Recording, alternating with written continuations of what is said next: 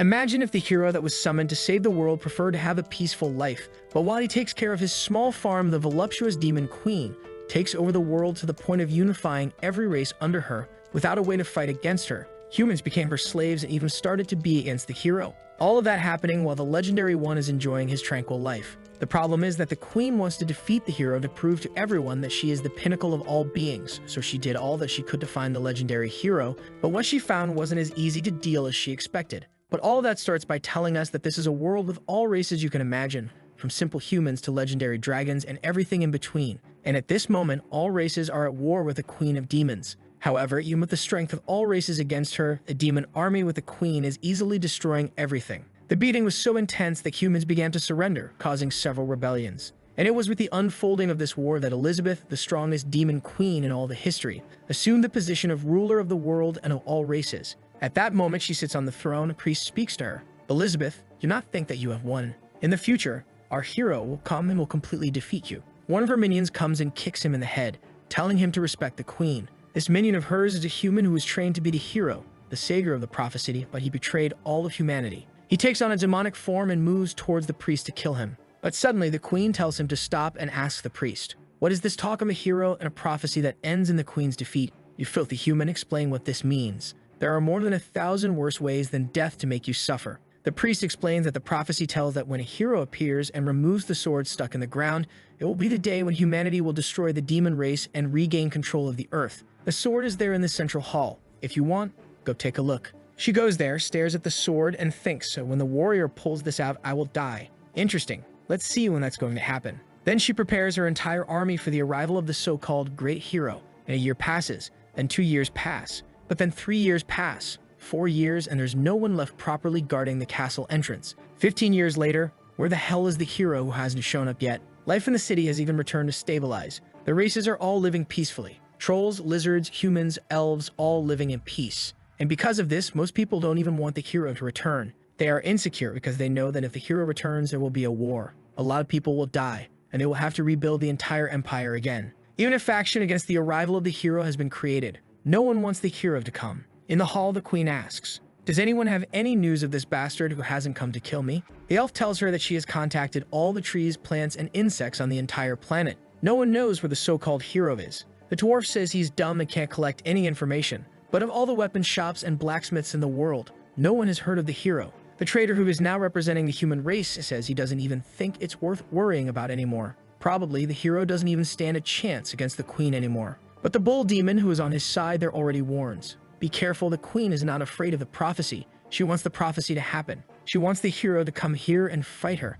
Better not talk too much about it because she's been irritated for 15 years. The elf says, in fact, this prophecy is probably a farce, and this hero doesn't even exist. At that moment, that guy who had warned the queen that the hero was going to come and kill her enters with a sign from the Anti-Hero Arrival Association. The guy changed completely. Angry, the queen grabs him there with her hand of darkness and asks, "You didn't say there was going to be a hero of prophecy who was going to come and pull this damn sword here. Where is he?" The WoW #1 fan of her says that in fact she is so strong that the prophecy even failed to activate because humanity couldn't create a being as powerful as her. The queen's minion agrees with him. "That's true, my great queen. You don't even need to worry about this hero anymore. There's no chance for him." But he gets a thick tail slap in the face. The queen puts the priest on the wall and says, "Where is this damn hero? I've reached the top of the world, but I need to kill him. Otherwise, everyone will think I'm afraid of the prophecy. Where's this damn guy?" Shigen says she studied all the powers of this planet to learn the magic of the end of the world, just to face him. But where is he? At that moment, she stares at the sword and says, "Okay then, since you didn't come to me, I'll come to you." And she starts trying to pull the sword. Everyone is watching in horror saying, "Your Majesty, don't do it. You will die. The sword was made to kill you." Energy begins to explode all around the place. The queen is sweating, and everyone starts flying, having to protect themselves. She uses another wave of power and blows up the entire castle. However, with this, she pulls out the sword of prophecy. Who said only the hero can take this out? At that moment, she can feel for whom the sword is calling, and her gaze begins to sweep the planet toward a little house, a small farm in the middle of nowhere, and she says, "So this is where you've been hiding?" Then she uses a forced teleportation. Her subjects beg, "Please, your majesty, don't go. Allow me to serve by your side, Queen Elizabeth." We then see life in that little farmhouse. A boy is there peacefully with his straw hat, wiping the sweat from his face and saying, farming is so peaceful." And he really is the legendary hero. We see how his life was before being reincarnated. He was a guy who worked all day, and he hardly had any hobbies. He didn't play video games, didn't read anything. The only thing he liked to do was watch some farming TikToks on the way to work, and he always thought, man, if I could live a life like this, just farming and without worries, it would be so good. And then he was transported to this world. The beginner system taught him how to do basic survival things, like using some weapons, how to hunt, and he really liked it. This had always been the farmer's life he wanted, but then the system started warning him. Congratulations, hero, you have completed the beginner stage. You can now start your adventure. But he thought, why start the adventure? Well, it's so peaceful here on my farm, I'm not in the mood. The system explained. After you leave the beginner village, you will encounter many people in this world. You will learn many skills and magics. You will learn swordsmanship and become stronger. And when you become the legendary hero, you will kill the demon queen. Please start your adventure now. But he thought, I'm not interested in killing the demon queen. Let her be. I just want to stay here and live peacefully. But the system kept insisting. No, you can't do that. The demon queen is killing everyone. Please start the adventure. Start the adventure. Every day he was spamming this to the protagonist. But he soon realized that besides complaining, the system couldn't do anything else. So he decided to live there forever. Since there's the beginner village where the hero starts, it comes with a protective barrier to increase survival chances in the beginning. So the place is undetectable, and time there still flows differently to help the hero evolve more. The days are much longer. He can plant, hunt, forage, meditate, all in the same day. Sure, he still doesn't understand anything about swords and magic, but that's not important. He doesn't feel like leaving here anyway. He'll just stay here with his simple life, doing his farming, very peaceful. But then one day, the system got angry and started cursing at him, saying he was only exchanging points for farmer items. And that was a disgrace. It was a shame for the system. He was brought here to kill the demon queen. With that, the system collapsed and exploded. Since then, he never received a message again, and life became more peaceful than ever. He's there on another day of his collection, saying it's time to eat. He realizes he forgot his little axe out in the forest, so he'll have to go back. But at that moment, the skies began to darken and gather energy, and the protagonist thought, oh no, just now. On the other hand, the queen appeared in the sky saying, finally found the legendary hero of all prophecies. Our hero was running because he left some clothes on the clothes line with some fish. And if it rains, everything will get wet and ruin. While taking things off the clothes line, he feels relieved. Thank goodness I managed to get here in time. If it had rained, my fish would be wet, my clothes too.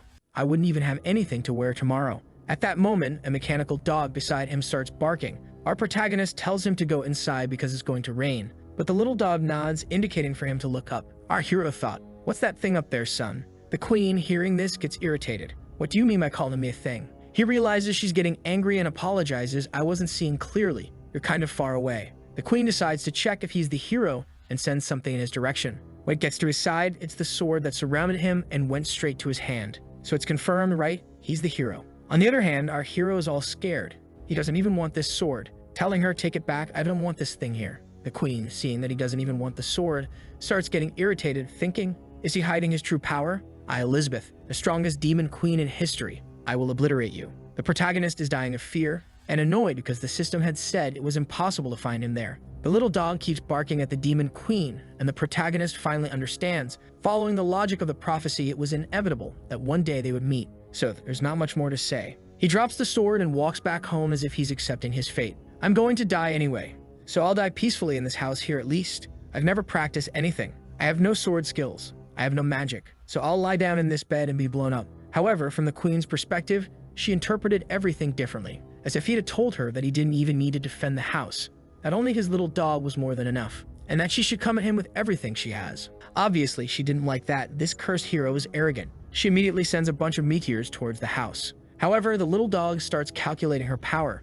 He prepares a barrage of missiles, shoots in her direction, and stops everything. Looking at that, the queen thinks, I didn't expect the great hero of legends to be so arrogant. Are you really going to rely on an advanced magical tool with consciousness? But in my presence, everything's inferior. The skies then turn purple and she prepares a devastating power, saying she's tired of playing games. However, the little dog once again does the calculations, conjures a black ball, and sends it towards her power. She tells him to stop being disobedient because that power was meant to destroy this entire continent. But when the little black ball touches the power, it turns into a black hole. It absorbs all of the queen's power, who disappears instantly. Looking at the house, she's baffled, thinking, what? Did my magic disappear? What did he do from inside that house? The protagonist is inside, lying on the bed, just waiting for death to come. The queen then descends from the skies to fight the little dog. It seems I underestimated you, didn't I? She unleashes her maximum power, saying that now it will be 100%. The little dog once again prepares his missiles and a huge explosion occurs. Meanwhile, the protagonist is there sleeping. After a while, he wakes up wondering, Am I dead already? Not dead yet. Huh. What's going on? Strange, I'm still at home. Let me take a look outside. Hesitant, he goes to grab the doorknob. He's afraid to open the door and find the queen there ready to kill him. So he just takes a peek. And there she is, holding the little dog all destroyed. Our protagonist calls out the dog's name, Wankai, and the queen, in a mocking tone, says, "Oh, I'm sorry, but I had to completely destroy this magical tool of yours that you're so proud of." Our protagonist is scared, saying, "Can't we talk a little bit, queen?" The queen replies, "Of course, right after I kill you." But inside, she's thinking how unbelievable the situation is. How did that magical tool make me use all my power? Is this the end of the queen? And then she faints there, falls flat on the ground. Our hero rushes to help her, asking if she's okay. And the deactivation of her armor begins, which was sustained by magic. Everything covering her starts to fade away. And our boy obviously has a nosebleed as usual. Sometime later, it's already night. She wakes up in bed handcuffed. As soon as she notices this, she thinks, "Damn, how did I, the legendary Queen Elizabeth, the strongest of all millennia, get defeated so pathetically? And the worst part, instead of taking the opportunity to kill me, he imprisoned me. All of this is just for him to show me his power." She tries to free herself but can't and thinks, "Damn it, another legendary level tool which I've never heard of. How much more power does this hero of legends hide from me?" She looks around seeing chess pieces, playing cards, and thinks, "I've never seen any of this around here. Apparently, this hero is much more treacherous than I imagined. I really underestimated him." At that moment, our hero enters the room with some snacks in hand. She looks and says, "All right if you want to kill me, but don't expect me to beg for mercy." But our protagonist is just thinking how annoying this queen is. She's too strong. This is my only way to survive. So he tells her, "Can't we talk? These handcuffs I put on you, it was just a precaution because I'm very afraid of you. You're formidable." The queen is a bit confused, thinking she's being underestimated. He says, "I think we had a misunderstanding. I'm going to take these handcuffs off you so we can talk peacefully, okay?" But from her perspective, she's interpreting what he said like this: "Sorry if you hadn't realized from the beginning the difference between us, believing that you were strong enough to challenge the hero, okay? I'm going to release you here for you to realize that you can't do anything and you're going to obey everything I say." Then she thinks, this bastard, how dare he threaten the demon queen? He then says, "Ready, I already released you from the handcuffs to show you that I can't do anything against you. Got it? Let's talk." The queen is frustrated. "Damn it, I underestimated him too much, as strong as I am. I also have to know when to surrender, but he will pay dearly for this arrogance in the future." Our protagonist leaves the room trembling and says, "Go rest now." Our hero breaks the fourth wall and says to us, "You must be wondering, why didn't I kill the demon queen? But I've read in the books of this world, and it's extremely common for the demon queen to be revived immediately after dying. So if I kill her, she will come back. The only way to resolve this conflict here is by ending this conflict. There can no longer be a fight between the queen and the hero. As long as I'm not a threat to her, I'll be able to become her friend and we'll live happily ever after." The crazy hero is laughing like the Joker. The queen is just thinking, "Damn, he's still laughing in my face." The prona grabs the little dog there and says, "Hey buddy, you're all be up, huh?" The queen, seeing that situation, says, "Oh, so this is your most powerful magical tool?" Our hero thinks it's not exactly a magical tool. It was just a little invention I made when I was kind of bored. And he responds to her, "Yeah, you could say that. It was one of the last things I developed." The queen lets out a little smile, planning, "Perfect, now's the time." He was careless. By taking off my handcuffs, he allowed me to use my secret abyss magic and instantly recover. And now, without the protection of your robot, the balance of this fight is completely in my favor. It's time to kill you. Ready for the attack, she said. "Sorry for breaking your things, great hero." But he replies, "Relax, it's okay. His memory card is still here." Behind him, she's thirsty. "This is the perfect moment. I'm going to end the hero of legends now." At this point, our hero says, "Luckily, I have 6 more of this little body of his prepared, so you don't need to worry about that, queen." The poor girl is speechless. He already puts the memory card in, and the little dog turns on, all happy jumping. Lipping, our hero still says to her, "I even like having company, but sometimes they're too messy, so I just leave one activated." In her view, all of this was a plan for her to be embarrassed. Seeing his distorted smile, she already falls on the bed, not understanding anything.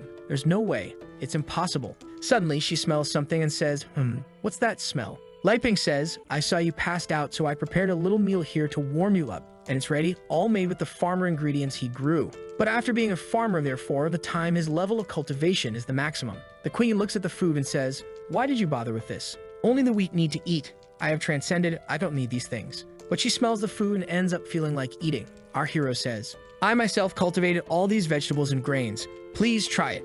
In his head, he just wants to resolve the conflict with food. She's still hesitant, but decides to try it, speechless. The protagonist is thinking, even though he has practiced cooking for so many years, would what he cooks be able to please someone of the queen demon's royalty status? She takes some more and bites, takes another, and already thinks with each bite the meat juices explode in my mouth like fireworks. Not to mention that the flavor is so natural, and it still contains a very high amount of magical energy. Who would have thought that there are delicacies in this world that would please even the Demon Queen? I can't do anything but swallow every last bite of his meat. At that moment, she feels something exploding inside her and complains to him that it's too spicy. What did you do with this food? Li Ping is scared, saying that the only thing he did was put a little chili, which is something he likes. Can't the Demon Queen handle spicy food? The queen is suffering and thinking. It was obvious, as if this hero was going to be so nice, he's only trapping me, he used me for experiments. He brings her a soup, saying it will help reduce the burning. She stares and thinks he gave him the poison and now he's giving me the antidote. Really, I'm playing in the palms of this hero.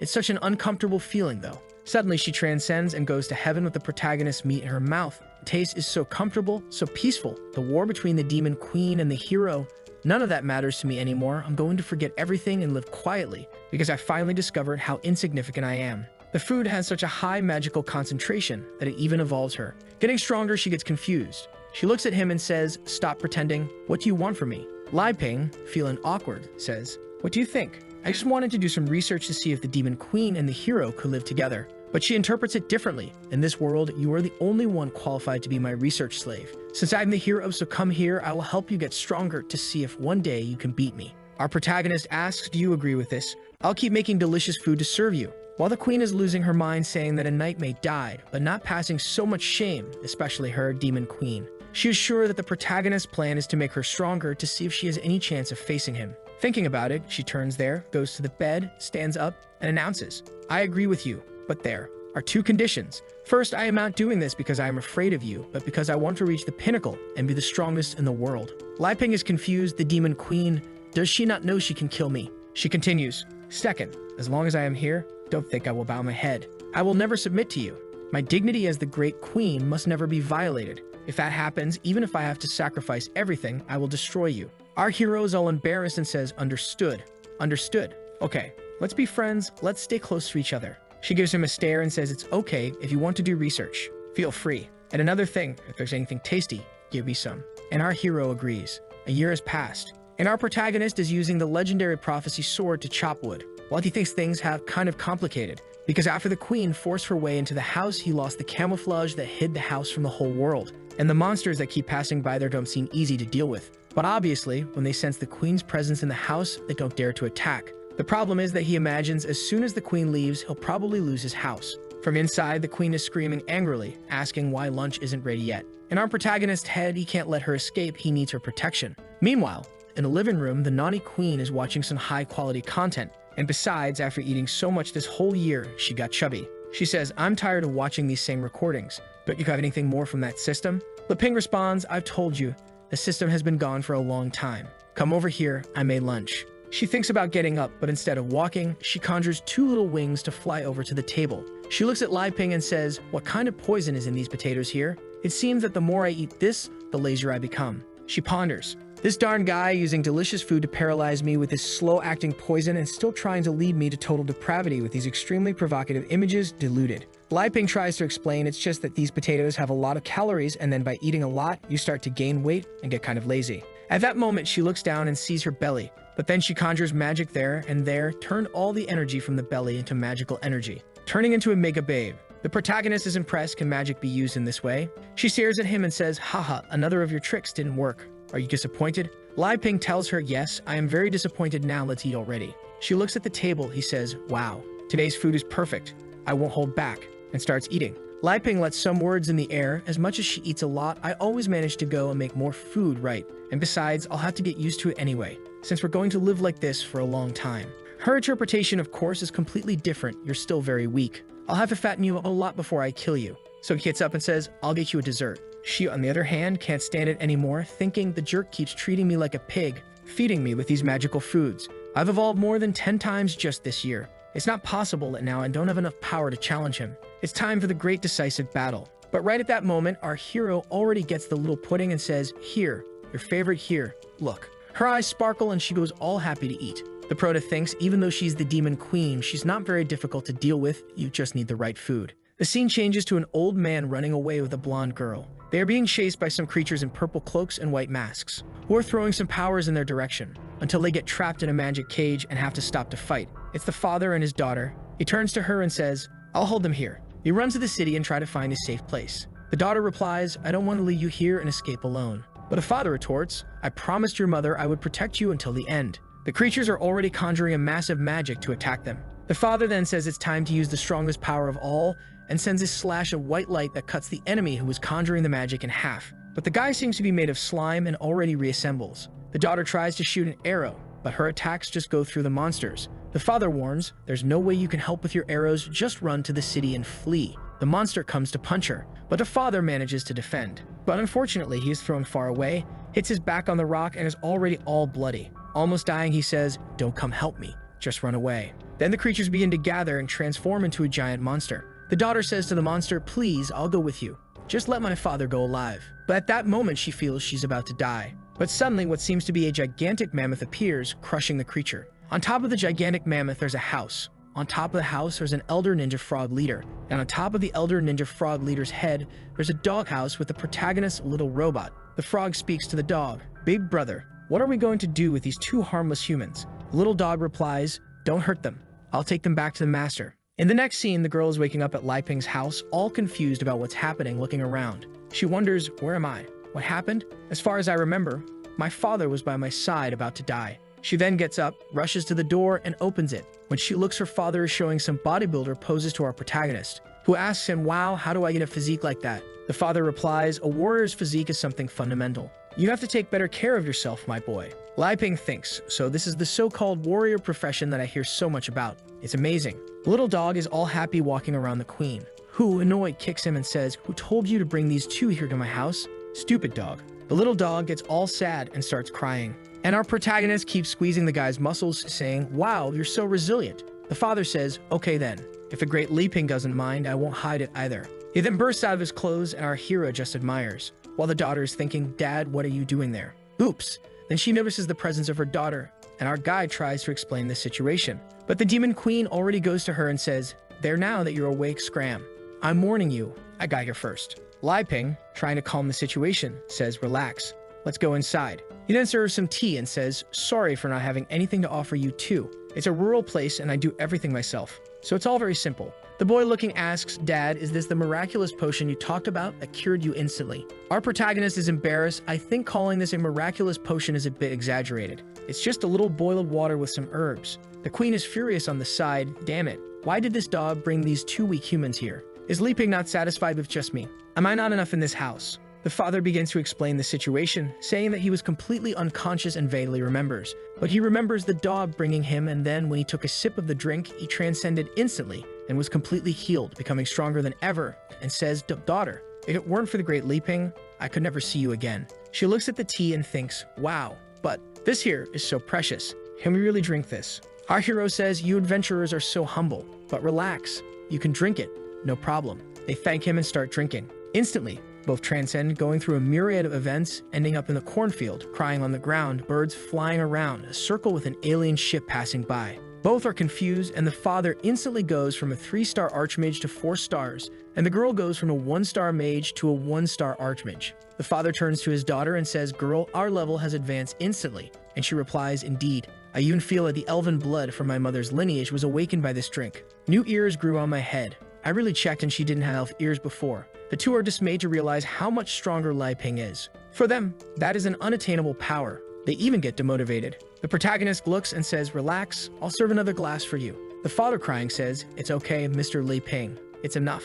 The father is thinking, Mr. Lai Ping is a heaven-sent person. I can't cause any more trouble for him. Our hero says, all right, thinking, I wanted to serve some different drinks and food. But unfortunately, Elizabeth took and hid everything. And if I take it to serve them, she'll kill everyone. And she's right there saying, everything here is mine. Don't even think about taking anything else. Our hero lets out a sigh saying, yeah, really, we don't have anything else to serve. I'm sorry you were attacked, right? What happened? The father explains that they were attacked because of the elven lineage in the daughter's body. Her mother was a great saint elf. However, her husband was of the human race. And for elves, it is forbidden to marry any other race. So the protagonist asks, oh, so the elves are hunting you down. The queen interrupts saying, stop lying. The demon queen banned interracial marriage long ago when she conquered the world. The father said it's a long story, but since her mother had to return to the elven place, he had to hide his daughter all this time. Lai Ping then asks, but even so, if they know where you are, how do they find you? The father explains that actually the mother was a sacrifice, and since she returned to the elven tribe, they are no longer being hunted. But now it's the Black Guild of the Demon Kingdom that's after them. Lai Ping looks to the side thinking, demons, the Black Guild, could it be you? She is angry and points her finger at him, who apologizes. She sits down and tells him to explain where this Black Guild of Demons is wanting to capture elves from. The father explains that apparently this Black Guild is conducting experiments on living bodies to try to bring the Demon Queen back from the dead, and elves are necessary materials. They are trying so hard that even the daughter, who is not of pure lineage, is being hunted. Lai Ping looks thinking, I guess that has something to do with you, doesn't it? The queen grabs him and starts shaking him, telling him not to even think about it. Then she says it doesn't make sense for her to have been here for a whole year and for him to have always seen her, so she couldn't have left. The father and daughter are confused. The queen says, wow, just with my absence for a year, the land is destroyed like this, who has been spreading the rumor that the queen is dead. But they tell her, Queen Elizabeth hasn't been seen for over 500 years. If she were alive, she would have appeared to take over the whole world again. She must be dead, right? Lai Ping is biting his fingers, thinking, 500 years? She's been living here with me for a year. The queen sits on the couch and asks, what are the rumors of her death? The elf explains that according to the great literary legend, the queen was destroyed by the legendary hero. The father continues, the battle lasted for over a month until finally the great hero sacrificed himself to protect the continent and died along with the demon queen. At this point, the queen gives a glare at the two and takes them to a death world. The daughter asks, Father, what place is this? The father says that it is her pure intention to kill the two. The queen then says, all this rumor is false, and he just agrees. Lai Ping said it must also be a false rumor because he is the legendary hero. At least that's what the system said. Father and daughter then are left without understanding anything. Lai Ping explains, and this one here, which you're all talking about, is Queen Elizabeth. The two start exploding with excess information. Their brains can't reason with all this. From the queen's point of view, the interpretation is different. Look at this fool here. I've dominated her for so long, she doesn't even know what to do, laughs in her face. With that, she gets the table angrily, saying she's not going to stay here entertaining them. Thinking, Dan Li Ping, you stinker, it seems like you only saved them to humiliate me in front of them. This time you went too far. She slams the door and leaves. The father then asks Lai Ping, what are your plans for the future? What are you going to do with us? Our hero says he needs to calm down because even he doesn't know what to do after Elizabeth broke the barrier. The synchronization of time inside and outside became completely messed up. Night falls and the daughter is talking to her father. Wow, I didn't expect your story to be like this. Apparently, the great demon queen fell in love with the legendary hero and gave up the whole world just to hide with him, just like you did with Mom. The father replies, stop talking nonsense, we can't even compare to them. And another thing, at this moment, Lai Ping must be considering whether he kills us or not. The daughter said, but if he were going to kill us, he wouldn't have saved us. Why did he say must to kill us? But the father says, did you not drink that tea? Did you not realize how distant they are? Just by seeing his power, you should know that for them we are no more than ants. Whether we stay alive or not, none of that matters to them. It all depends on how they're feeling at the time. At this point, the protagonist enters the room and says, so it seems like you two haven't slept yet? What are you talking about? The elf gets scared.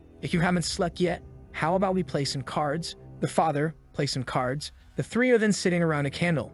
Lai Ping asks, did you understand everything? The father basically said that while the elf girl is thinking. It's like my father said, this here is Lai Ping's test to decide if he's going to kill us or not. Our hero then says, so now I'll start dealing the cards. The father swallows hard and says, Mr. Lai Ping, could I ask you what the name of this game is? The elf girl is terrified because there's an aura emanating from the deck. Our protagonist thinks I can't say we're going to play Landlord. The people in this world won't even understand those words. I know then he says, the name of this game here is Dragon Battle. Surprised, they say, Dragon Battle.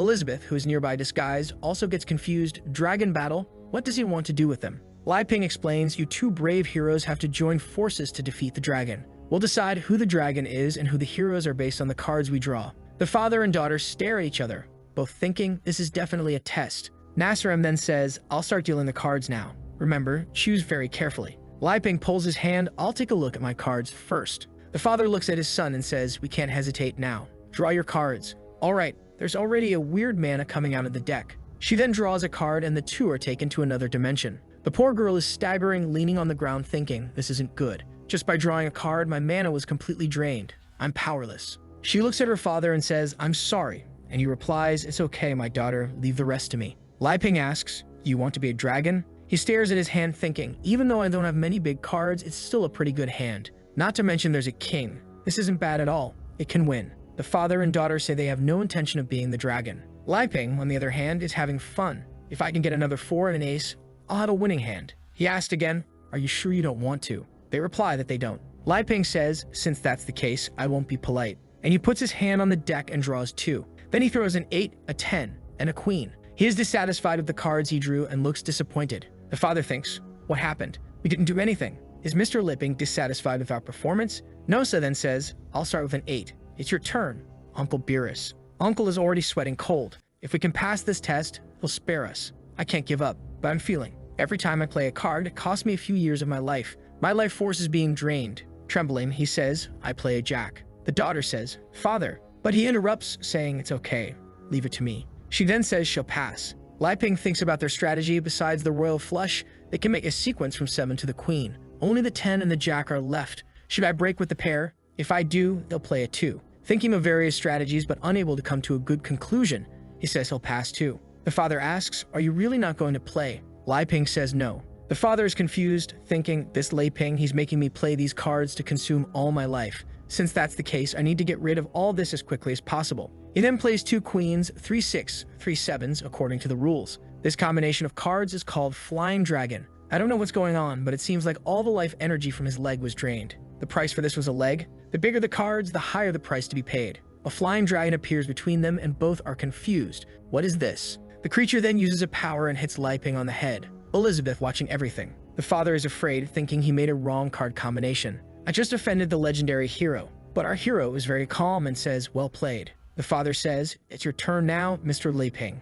However, our hero responds, I'll just pass. You can go again. The father says, all right, and plays a 3, his fingers and leg already starting to feel lifeless. The elf daughter says, she'll pass too. Our protagonist then says, my turn, and plays a 10. Both look at each other knowing they can't beat that hand. Lai Ping reveals 6, 7, 8, 9, 10, jack, and queen, a sequence. Now it's trouble for the 2 of them. Giant destructive waves begin to appear, and they are both drowning. The father tries to save his daughter, but it's hard to resist the waves. Until they both wake up breathless. I can't play, but our protagonist is calm. Now there are 3 kinds with a pair summoning a group of knights. The father tells his daughter he can't win, but the elf girl says, hold on, I can. The father tells her not to do it, it will cost too much life force and is very risky. But she says, I can't just hide. I also want to protect you and I'll play 3 of a kind with a pair. The knights then go against each other beyond. A battle in the skies ensues and only her knight remains. The father asks if his daughter is okay and she says yes. Lai Ping praises her move, saying, you really have to protect your allies even if you have to sacrifice your own cards.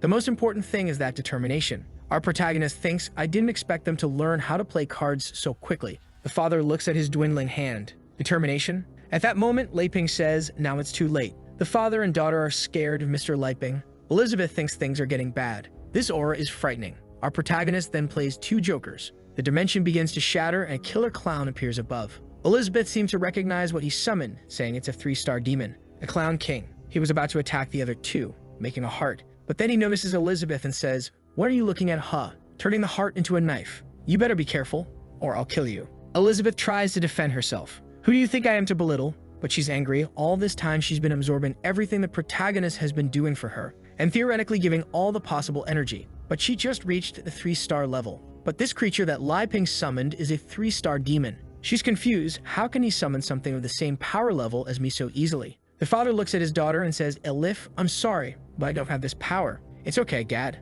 How can you blame yourself? It's all my fault. I annoyed Mr. Lai Ping. The poor man is spitting blood, saying, my life force. It's being drained. Lai Ping sees him spitting blood and asks, Uncle, are you okay? Thinking, wow, I don't think his injuries have healed yet. He sees the old man's hand that had 3 3s and 4 kings and says, wow, he could have won a long time ago. He was just letting me play with him. Man, I was so naive thinking I was good. It seems like I just disrupted his rest. With that, he says it's all right and takes all the cards. The dimension dissolves along with the demon, and he stands up, saying, sorry for causing trouble. The father and daughter can't understand the legendary hero, but they are relieved to see they are still alive. Elizabeth is angry, thinking, that ridiculous Lai Ping. He pretended to want to play cards with those 2 just to take advantage of this opportunity and hit me with that clown. The next day in the morning, the 2 are leaving and Lai Ping says, Uncle Bass, do you really not want to stay a few more days? The fruits I planted are almost ripe. He bows, we can't disturb you 2 anymore. Mr. Lai Ping has already been very charitable and gracious. We will never forget. Our hero is a little embarrassed and says,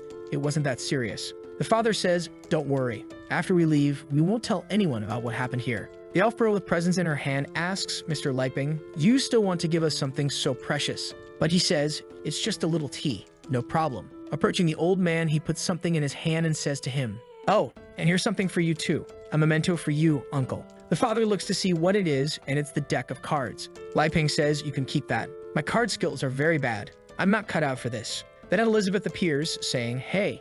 He looks at her, and she just opens her mouth. "Go ahead. Get out of here." They both run away, and Li Ping is left somewhat confused. She enters, "Well, now that everything is back to normal, it's time to make some food for this queen here." Our protagonist simply agrees. The father and daughter are running as fast as they can. The daughter asks her father to stop, saying, "I can't take it anymore." But he tells her, "We can't stop. First there was that game of the legendary card test, and then a threat from the demon queen. And then he remembers the night before. The two of them were in the room, when suddenly Elizabeth appeared and cut off their heads, saying, 'I, Elizabeth, command you two to leave this place tomorrow. You must not reveal any information about this demon queen and the legendary hero to the world.' The two replied, 'Yes, your majesty.' The queen explained, 'If you have any plans to go against this queen, your head will be destroyed immediately by the curse on your neck.' The father then tells his daughter, who would believe that the truth of the story is that the great hero Li Ping grew tired of the world's conflict and didn't want to cause harm anymore. At that moment, the daughter says, 'Wait, isn't this place familiar?' He takes a look. 'Huh, did we run this far?'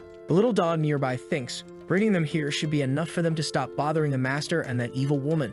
In fact, they didn't run that far. The little dog just grabbed the two and took them on a rocket ride. The daughter then says, 'Are the bodies of the Black Guild apostles still here?' The father starts looking around. There must be several types of high-level demons nearby. We have to get out as soon as possible. The little dog looks at something approaching and thinks, 'What is that?' 'Whatever. I'm going back home to keep being beaten by that wicked woman.' Those who felt sorry for the little dog being beaten up now know that he quite enjoyed it. In front of the two, a legion of shadows appears. One of the demons that appears lets out a hee-hee, and the others follow with a goo-goo. The father says, 'I recognize that one. He's the great apostle.' And he's a 2-star spiritual demon. Besides, there are several 4-star and 3-star spiritual demons, while the father and daughter are just 2 great mages of 1 star. She grabs his arm and says, 'Dad, the difference in strength is too great. Leave me. You can escape.' But the father is now motivated. 'I know the difference in our strength is really huge. But after seeing the realm of those two, these apostles here are nothing. Your father used to be called the Iron Heart of the Heroes.' He points the deck in their direction. 'Daughter.' The demon is scared. The father says, 'Since your mother returned to the Elven tribe, your father has been taking care of you and being cautious. But I was wrong. Escaping won't solve the problem. If we can solve this, I'll take you back to the tribe and go after your mother.' He activates a quad invocation, descendant of the god of the 4-card arrow. An elf appears in the invocation. It's literally her mother. The mother grabs a giant bow and arrow and sends it towards the creatures. Upon contact, the creatures are instantly destroyed. Everyone is being evaporated. The great apostle tries to hold onto the arrow and seems to do so effortlessly. But the arrow in his hand continues to gain strength. After some resistance, his head explodes. The father puts away the deck, the elf disappears, and he falls to the ground. The daughter runs, saying, 'Dad, Dad.' The father says to her, 'It seems your father must change professions. From now on, a new profession has been born on this continent, the Master of Cards.' And the elf creates a hole in the path. A week later, everything is calm in the protagonist's little house. He thinks, 'This magical world is so amazing. My attempt to create a hybrid fruit was very successful. But without someone to share the joy of the harvest, it always feels like something is missing. Knights, demon queen, warriors, elves. I originally thought I was content with a peaceful farmer's life. But after coming into contact with the outside world, my heart isn't so calm anymore. I want to see what's on the other side. People are always like that. They get one thing and want two. But I'm so weak. Forget it.' The demon queen appears in front of him out of nowhere and says, 'You seem a bit down. What are you thinking?' He responds, 'I don't know.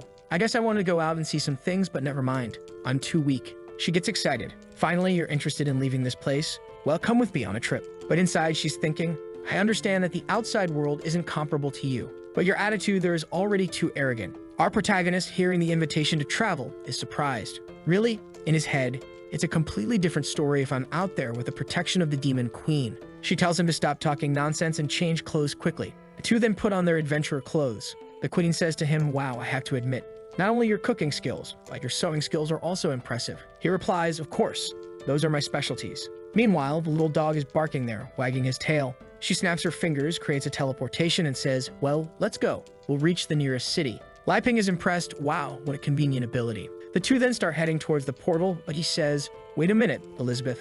I have some questions after we go. First, you're not going to leave me alone, right? Second, will you control your emotions? Third, can you be discreet?' However, her interpretation as always was completely different. First, don't go without my permission. Second, you better control yourself. Third, don't use magic or you'll ruin my adventurer's fun. She just agrees, saying, I got it. But Li Ping says, lastly, after seeing the outside world, will you come back with me? In his head, he's afraid that if he goes out with her and she doesn't come back, he'll be attacked without the barrier. She only agrees with this thinking. Before defeating that evil hero, the outside world meant nothing to me. Li Ping says, really? You'll come back? She then says, I'll come back, but you'll have to agree to a condition. Li Ping asks, what? The queen tells him, when we return, I want you to make me a super luxurious fruit pudding. Li Ping is a bit confused. A pudding? She says yes.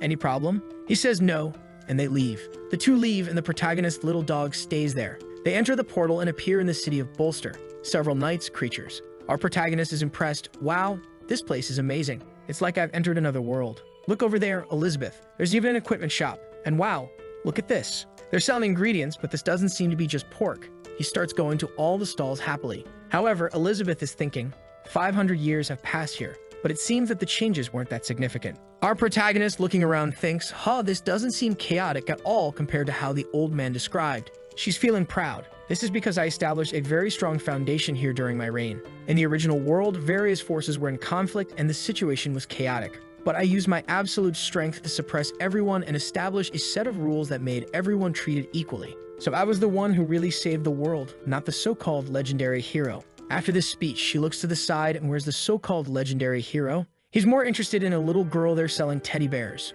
Wow, the details of the stitching are so delicate. They're very well done. Did you make this, little sister? The girl says, yes, I did. If you want, I can even offer you a lower price. But then a pig-headed guy appears, kicking and shouting. Who gave you permission to open a store in this place? Stinky girl, your church owes protection money to my gang. And Nick, you had the courage to come here and open a store on my street? The poor girl's brothers are all shaking, and he grabs her by the neck. But she says, but you never even protected us. Why should we have to pay you any money for protection? The pig tells her, since last month, this street here is now the territory of the Beast Gang. If you want to survive in this place, you'll have to pay monthly tributes. The little girl says, that's not true. This church belongs to the nun. When she returns, you'll be in trouble. The pighead says, so it seems like you're still misinformed, huh? Or are you pretending to be ignorant and not wanting to understand this situation? Today, I'm going to kick all the orphans out of this place and destroy this broken church. Our protagonist tells the pig to stop it, and the pig asks what he's going to do if he doesn't stop. Elizabeth, watching from afar, thinks, my God, why are you getting involved in these matters? Leave these people alone. But our hero signals with his hands, asking for her help. She turns her head as if to say, no, I'm not going to stoop to that level. The furious pig says, I asked you what your intention is. Our protagonist is completely lost, until he thinks, I have an idea. And then he shouts to everyone, this pig here is bullying a little girl. Come on, condemn him. But everyone in the city pretends not to see or hear anything. The pig, laughing at him, says, did you really think anyone would be against me? My God, buddy, this is Beast Street. Judging by your clothes, you must be a foreigner from the south. Right, that woman next to you isn't half bad. Our protagonist tells him to calm down. Let's talk. I have some local spices in my backpack. I can share them with you. But the pig says enough with the stalling and tells one of his henchmen, beat this guy and take that woman to the gang. But that was the biggest mistake he could have made. Elizabeth asks, do you really think you're qualified to capture me? You stepped on a tiger's tail. The skies begin to darken and the pig is confused. Why did the skies change? What's happening? Li Ping tells her to stop. Don't do this. You'll destroy the entire city. He's waving his hands there. Please calm down. At most, just give them a little scare. There's no need to fight. They're ordinary people, you know. Elizabeth says, I'll spare him because of you. Seeing everyone's magical power there, you can see that Elizabeth's is much greater. And the little girl with glasses can see that. Suddenly, it starts to rain, and the pig is scared. He stares at our dude, saying, you two, are you going to try to protect the church and these orphans? Our protagonist just wants to fix things. How about this? Tell me, how much is the protection money? The pig answers, it's 10 gold coins for 2 months in total. Elizabeth then loses her temper and says, 10 gold coins and you're causing all this chaos? You really are an idiot. Our protagonist goes to her and asks, you must have a lot of gold coins, right? She replies, stop messing around. I have so many treasures that I can't even count. Li Ping says, how about you lend me some? I'll sell some vegetables later at home and pay you back. Angry, Elizabeth asks, are you trying to use my food to trade for these useless things? I won't accept that. Besides, I had no money when I met you. The pig is brave, saying, so do you guys have any money? Li Ping says, we really don't have any gold coins. Can I use some local products from my backpack to pay for it? The angry pig refuses, are you kidding me? Enough of this. But suddenly, someone throws a bag of gold coins at his face. The pig asks, who did this crap? But when he looks, there's a lot of gold, and then a knight appears. This guy really lives up to the name of a knight. He looks at the pig and says, stop bothering my friends and get out of here. You've received your money. The pig says, so now the knight in shining armor is coming, huh? Okay, I'll let this one slide. I'm going, but you won't be so lucky next month. The little girl then thanks everyone there. Our protagonist thanks him, saying, I brought some fruits, you can have them if you don't mind. The knight suddenly says, I wanted you to be my partner in something. Staring at Elizabeth, the little girl is there confused. Partner? What can I help you with? Elizabeth crosses her arms and says, I'm not interested. Let's go, Leping. But our hero tells her that they can't do that. He just helped us. Let's at least see what he has to say, right? The girl then says goodbye to the other orphans, saying she'll be back soon. They are about to enter a bar. I don't know how he's going to sit in the chairs with his horse's body. The knight tells them not to pay attention to anyone. Elizabeth angrily says, it's all your fault, Leping. You insisted on bringing me to this terrible place, and I'm wasting my time. Our hero ignores her. The knight then says, we've arrived. When he opens the door, a bunch of girls cling to him. Our hero is confused when he hears the guys say they are his wives. He's then preparing some tea and says, well, let me introduce them to you. The first one is Gaksha, and her profession is a shield warrior. This one here is the assassin Lolo and the mage Glee. The guy literally gathered a bunch of wives to make a perfect group for going into the dungeon. This guy is Elon Musk when it comes to productivity in the fantasy world. Lastly, there's Galia. She's an incredible elven archer. Liping asks, so she's of the elven race? I also met a girl who had elven blood. Elizabeth impatiently says, enough of this chatter. This is a waste of time. What's the deal you wanted to talk about? We need to leave soon. One of the horse guy's wives seems not to like that and says, Master, what's with this woman? Her attitude is very irritating. Elizabeth stares at her and says, that's how a queen should act. Do you have a problem with that? The assassin says that Elizabeth is quite funny, even calling herself a queen. Master, is this girl's brain functioning? Look at the shape of her ear. She probably has a mediocre lineage with a little elven blood. What is she doing in front of me? I personally advise this woman to be quieter. Elizabeth says, if you really want to bring destruction to this place, don't blame me. The little one runs ahead and says, calm down. Let's just have some pudding. Phew, I'm glad I made some. He then explains we came from a distant place, from a tribe with no name, just to travel here. She is the princess of this place. Her name is Elizabeth, and I am her servant, Leping. The wives continue to criticize.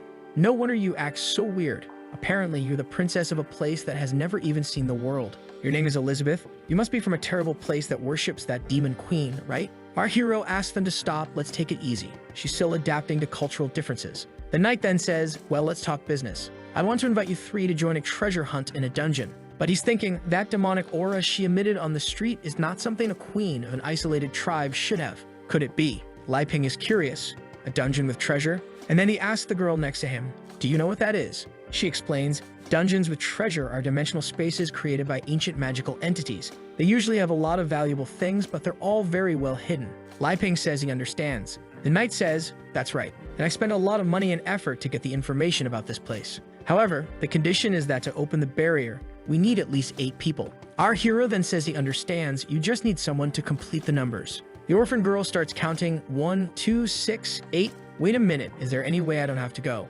Liping finds it strange and says to her, hey, isn't this place supposed to be full of precious things? Shouldn't you be happy to be able to go? But the girl replies, you don't understand. These places, they're very dangerous and I'm just a level 4 mage. I'll die if I go there. Our hero says, so that's how it is. I really didn't know about all this danger. The knight tries to reassure them, don't worry. We just need people to complete the numbers. And your treasure in the end won't be less than ours. I guarantee you'll get at least a few thousand gold coins. One of the wives says, the master alone has taken out several dark apostles. He'll ensure our safety. The orphan boy says, a few thousand coins at least? Seriously? Then all the church's financial problems will be solved. Our hero looks at Elizabeth and asks, let's help them. It's just to complete the numbers. Okay. Impatiently, Elizabeth agrees, saying he's the one deciding. Just don't bother me while I'm enjoying my pudding. The knight then looks at the wife who has an orb in her hand. Our hero asks what that crystal ball is. The knight explains, you just put your hand over it, and it will measure your magical power. The orphan girl recognizes it immediately. Wow, the crystal is showing 8769.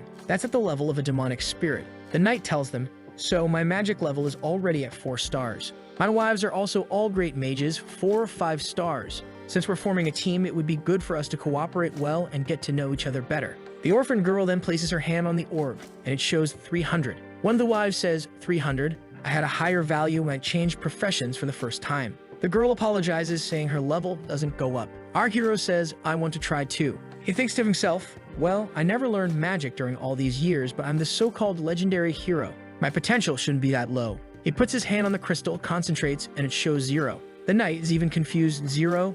Even for a pure martial artist, it shouldn't be like this. Our protagonist hits himself in the face. Oh, what was I expecting? I've been farming all this time. Obviously, I wouldn't have any magic. He sits down and says, I'm done. No magic in this life. The assassin woman says, what are you going to do then? Apparently, you're useless, right? Lai Ping replies, I'm pretty good at farming. Speaking of which, these fruits I recently harvested. You can even try them. Boy thinks, my god, look at this bumpkin. You can keep this trash for yourself. You really are just a servant. The knight says, Princess Elizabeth, it would be nice if you tried too. Lai Ping says, Elizabeth, just cooperate with them for now. She agrees, thinking, how annoying, he wants this queen to accompany this game with these ignorant mortals. She taps the orb using her power and a glow begins to emanate, making it impossible for anyone to look at. Lai Ping is afraid that if Elizabeth's identity as a demon queen is exposed, it will cause a lot of trouble. Elizabeth says she knows, and since they rarely go out, she'll join this game. She lowers her power and precisely puts in 8,768. The orphan girl says, wow, it's identical to the knight's power. She's also at the level of a demonic spirit. The wives think it's impossible. How is this woman at this level? Lai Ping sighs, phew, thank goodness. The knight tells her, wow, amazing, you really were the princess of a kingdom. With your entry into our group, the chances of getting the treasure will increase a lot. The orphan asks, how are we going to get to this place? The knight looks at one of the wives and she uses something. With that, she activates a teleportation scroll and opens a portal above everyone. In the next moment, everyone arrives at the dungeon. Lai Ping is excited, happy, wow, I even got a little dizzy with this. The orphan feels some strange aura in that place. Elizabeth, on the other hand, has just arrived but seems bored. The knight then says, let's not waste time, let's go straight to the treasure room. Elizabeth suddenly says, you know what? I'm not feeling it. Let's go home, Lai Ping. One of the wives gets irritated with this and says, you weird woman, you came all the way here and now changed your mind at the last minute. Do you know how much a magical teleportation scroll costs? If you're not going in, you better not even think about leaving. Elizabeth looks at her and asks, are you going to stop me? Our hero steps forward to calm things down. Everyone, let's not be impulsive. Listen to me for a moment. Since we came here, Elizabeth, please, let's just take a look. The orphan girl with glasses says, Elizabeth, did you notice? Inside this cave, there's a magical power similar to yours. Our hero is confused. Wait a minute. Power similar to Elizabeth? What's that mean? The knight tries to use his charm to convince the queen, puts his hand on her shoulder. Excuse me. Trust me. No matter what danger we encounter in there, I'll protect you. Please come with me, Princess Elizabeth. They then hold hands. However, she completely ignores him. After passing through the portal with the numbers 788, it closes behind them. Lai Ping asks, can't we go back to where we came from? Elizabeth tells him, stop talking nonsense. This is a special magical space.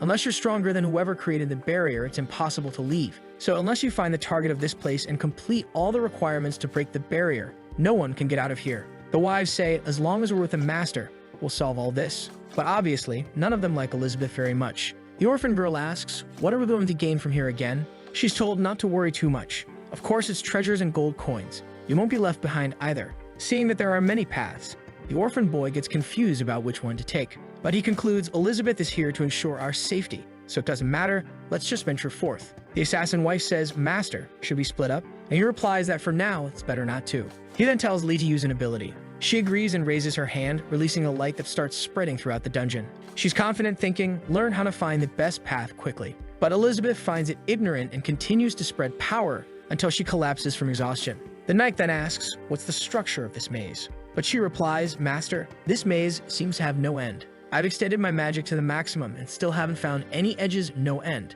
I don't know where this ends. Everyone thinks it's impossible. Her magic extension goes up to 3 kilometers. The elf says, what if I use my spiritual divination? It's not great because the accuracy is 34%. The assassin interrupts, I suggest we split up and work in groups. I can use my clone technique to help everyone. Lai Ping asks Elizabeth, do you know how to get out of here? She replies, of course, this maze is just an illusion. But this bunch of ignoramuses will never get out of here. Lai Ping tells her, hey, then why don't you help them? We need to repay the favor of that guy as soon as possible. Elizabeth says she's changed her mind. She doesn't want to help anymore and just wants to see everyone die. Suddenly, the orphan girl with glasses points her finger. If we go through the 3rd cave, we'll reach our destination. Elizabeth looks at her strangely. Our hero asks, how do you know? The girl replies that was just a guess. I just felt that there's a special magic coming from that direction. The mage wife gets angry and retorts, stop talking nonsense. I didn't sense any magic from there that you're talking about. A weakling like you shouldn't be making these random comments. The meek girl apologizes.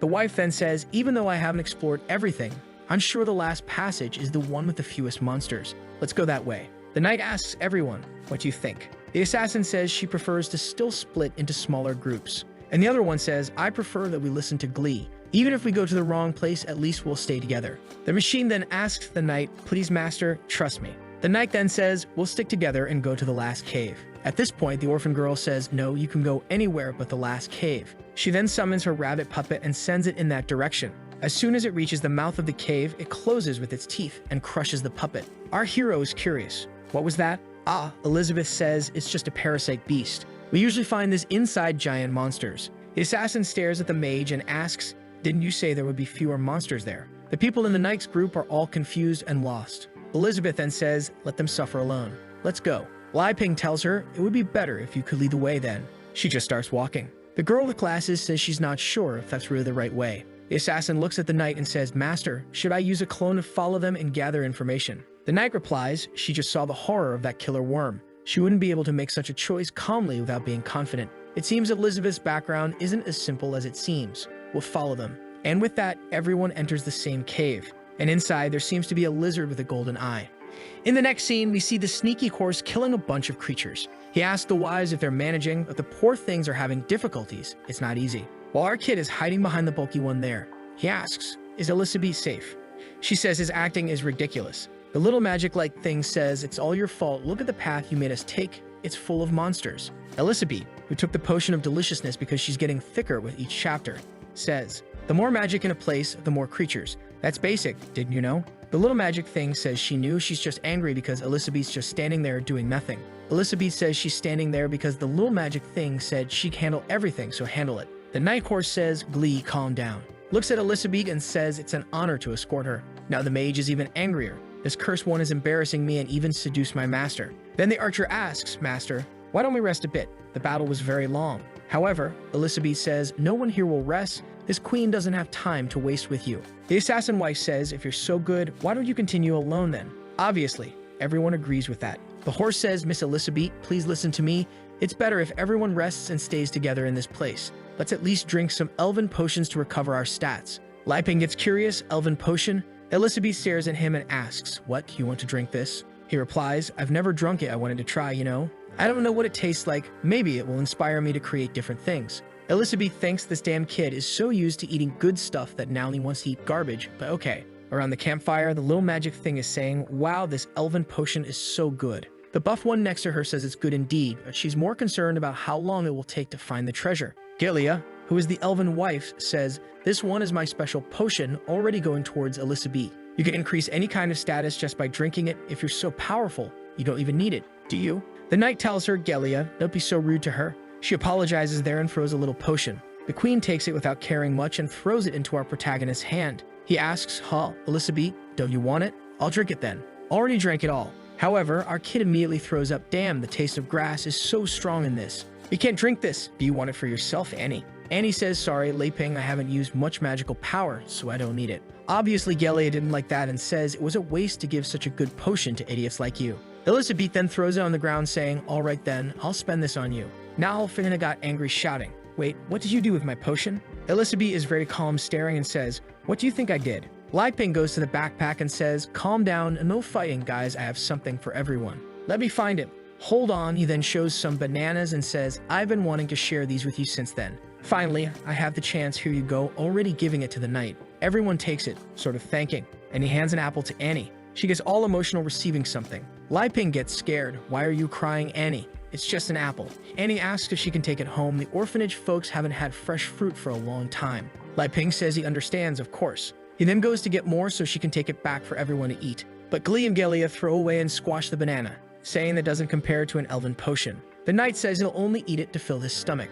When they find the treasure, he'll buy something tastier. The strong and the assassin decide to take a bite with him. The assassin seems to be a professional at handling bananas because she was drooling and salivating before biting, trying to melt the banana in your mouth. At that moment, the three feel something, and they end up in a sort of tropical paradise with a parrot there saying, banana. In front of them, what seems to be some crickets singing say, let's dance samba. Dance is samba to remove any fatigue and frustration. They start dancing there, unintentionally, and this assassin kills with blades and curves. Even the knight is all graceful. Follow me, 1, 2, 3. The three keep dancing there, the creatures singing, and the assassin squeezed the banana too hard, and it exploded. The force was such that its contents ended up covering a good part of her outer skin layer. Did I perhaps enter the wrong site? They keep dancing like crazy in the illusion, but back in the cave, they're all going crazy too. The knight is acting like an idiot. Glee and Gelia are confused. Master, what are you doing? Suddenly, the knight realizes that he's leveling up a lot. The assassin and the muscle mommy, who were already lower level, gain even more levels by swallowing the protagonist's banana. Our hero claps. Wow, what an amazing performance, loved it. Truly, the culture of other countries is extremely interesting. Seeing a centaur enjoying this dance was incredible. The queen, as always, interprets everything differently. Lai Ping, he knows very well that they were going to die a bit further. That's why he wanted to level up to continue with this little theater. He's really cruel. The elf Galia gets curious. What's happening, master? Why did your level go up so much? Annie tells her. It's because they ate Lai Ping's banana. Galia looks angrily to the side. What nonsense are you talking about? As if these bananas were bathed in holy water? But the muscle mommy says, Galia, you have no idea. This banana made me advance straight to a demonic 2-star level. The assassin is confused too. After she drooled and smeared the banana, she advanced straight to the realm of demonic sovereignty. Was there some enchantment in it? Even the knight is confused. I was already strong, but this made me advance 3 stages directly. It's unbelievable. He looks at our kid and asks, Lai Ping, what's the origin of this banana? He's confused. I don't know. The knight says, what's the problem? You can't tell. Lai Ping says, I don't know what to say. It's just a regular banana. There's nothing special about it. The knight says, I can tell it's a hybrid harvest. Lai Ping explains, yes, it's a hybrid harvest. The process is all natural and organic. It's time for 2 more gluttons to eat Lai Ping's banana. They go slowly. However, just as the 2 are about to touch lips, the banana rots in her hand. The elf says, ew, this is rotten. What is this? Annie says, it's because of synchronization. Elizabeth says, girl with glasses, you know quite a lot, huh? Anne responds, saying that Elizabeth is very kind, that she only learned from books. The knight asks, synchronization, or what do you mean by that? Anne explains to him, I read in a book that some special items and treasures need certain special conditions to provide the effect. Perhaps Lai Ping's banana had to be eaten by 3 people at the same time to produce the effect. Glee points to Elizabeth and says, stop pretending, can't you see she's eating alone there? Anne apologizes, she can't understand properly. But she's thinking. The condition of a treasure can sometimes be ignored if the person using it is much stronger than it. Elizabeth stares at her and says, don't look at me with those eyes. Anne apologizes, but her eyes are a little red. What's that? Angry, Galia says. Oh, maybe it's because of the accumulation of my elven potion that produced this effect, that's it. The knight then asks Lai Ping for another fruit, and Galia is angry, stop believing in this nonsense, master. But our protagonist is happy. For him, who has been cultivating for so long, sharing the fruits is the greatest pleasure. But not in Elizabeth's case, who already snatches everything from his hand saying, no, I'll eat this later. Already throwing it over her shoulder, let's go. You've already rested and the journey has to end. Lai Ping feels embarrassed and apologizes, saying he'll give them more when he has the chance. The knight then tells the 2 to go ahead. He'll catch up with them later with the wives. Lai Ping says, hey, don't you want to come along? But Elizabeth interrupts, saying, let's go already, Lai Ping. Lai Ping then says to everyone, see you later, bye. The drooling and greedy assassin has a wicked little plan. Master, should we steal that backpack from them? The muscle mummy also says maybe they have something even better hidden there. Look at the greedy knight also enjoying the big banana, saying, no rush. It's not the right time yet. Looking at Elizabeth, he thinks the way she carries that treasure shows she doesn't care about it. Someone from a remote tribe wouldn't act like that. He licks his lips thinking. Recently, one of the 4 major powers in the kingdom is offering a reward for information about the lost princess. Maybe she's right in front of me. Brothers, I thought he was just going to take the information and sell it, but his plan is to make her his woman. Oh, my warrior, he wants to climb the ranks of the aristocratic empire in this way and gain even more of these delicious fruits. Friend, give up, man. But taking something from his back, he says, I'm going to use this to completely conquer you, laughing like a psychopath. The 4 wives are in love, saying there's an incredible pheromone emanating from the master. Maybe they need to satisfy him even more. Look how Manani, he has some item to have so many women. But in the background, the labyrinth has a bunch of eyes staring down the path, and the leader of the Shadow Wolves is watching when he sees our people coming and runs away. Lai Ping asks the queen, Elizabeth, this labyrinth is getting darker and darker. Is the exit really here? Elizabeth says, I've already explained to you, the labyrinth is just an appearance, we're already getting there. We then see something coming from the sky, taking a peek at them. Anne warns Lai Ping something is getting close. Suddenly, a beam of light comes out and something happens. Lai Ping is there coughing. When they look ahead, the knight appears saying, oh, sorry for making you wait. The wives seem to be all under some kind of spell, all sweaty and red. He comes all seductive saying, I was a little late.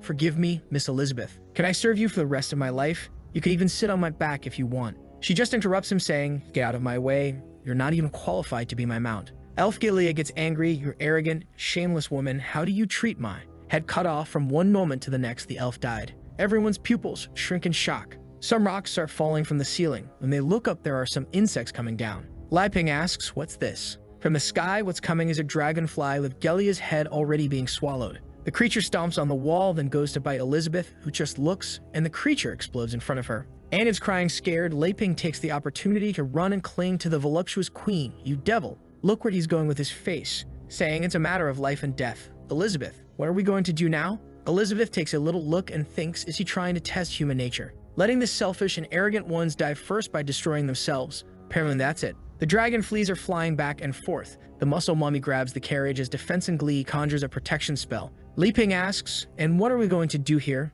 The knight says, "I believe you'll find a way out on your own." His plan is to finally understand Elizabeth's strength, especially because if she does nothing, her servant will die. The muscle mommy stares at them and says, "Who cares about you? Cooperation is over here." Confident, Glee says, "Stay outside of our magic and die," but she's done too. Her head flies off. The dragonflies keep attacking. The assassin there is trying to survive, and the knight is even killing some. Meanwhile, our Lei Ping is hiding quietly. The knight uses a slash and thunder lightning cuts an insect right in the middle, and muscle mommy uses a shield attack, managing to kill one too. Even the assassin is managing to use her own techniques to kill. These three seem to be alive because of the banana they swallowed whole. However, the assassin is lying on the ground thinking, "There's no way we can kill these creatures. It seems endless. At this rate, we'll die from exhaustion." One is coming to take a big bite at her head, but the knight manages to save her. The creature falls all destroyed on the ground, but there are still several flying around. Elizabeth asks Lei Ping, "Do you see how they really are? Do you still want to play this adventure game?" Lei Ping shows that he is innocent but not a fool. He tells her, "Forget it.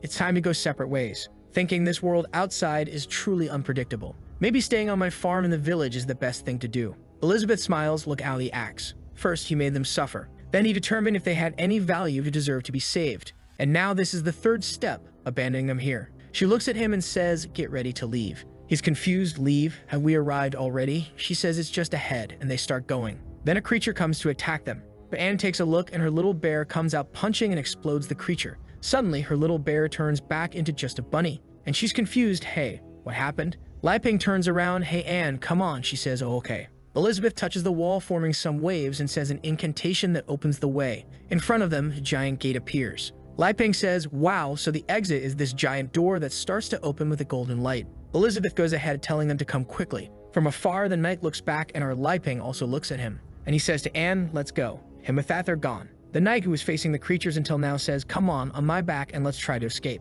The two look at him, and then the knight is going crazy, saying, "Damn, do they think they can just abandon us here like this?" But apparently the door has already closed. Inside, there's an immense amount of treasure. This room is on a floating island. The knight's wives manage to enter. Lei Ping is celebrating happily there with Anne. At that moment, the knight arrives and throws him aside. The muscle mommy does the same to Anne. He pauses for a moment there, staring and smiling like a psychopath, thinking, "The treasure really exists, the Demon King's nectar." Lei Ping says to him, "Now we're on equal footing. I don't want your gratitude, like you don't need to act like this either." The knight looks back and says, "Yes, you helped a lot, by completing the number of members we needed. With gratitude, I'll let you die quickly." But then a coin falls, and there's a golden eye in the middle of all that treasure. The room starts shaking, and a giant hand appears. A golden dragon emerges in the midst of everything, facing everyone. Lei Ping, sweating, says, "Elizabeth, there's a dragon there, my daughter, there's a dragon." Shaking her. Anne is trembling. There's something even scarier hiding. Her eyes turn black again as she says, "Master, what do we do now?" Elizabeth just observes this. The dragon lets out a roar towards everyone. The knight tells his wives, "You too buy me time. I'll prepare my strongest attack and kill him with a single blow." They agree, and the dragon gives them a swipe, and they go up. They manage to dodge the first blow. The muscle mommy tells the assassin to go ahead and draw his attention. She says, "Okay, leave it to me." She releases some origami there and uses a Naruto-style clone technique. Then she throws herself at the dragon. Seeing the situation, the knight thinks, "Now that this giant dragon is the only threat, I don't need to hide anymore.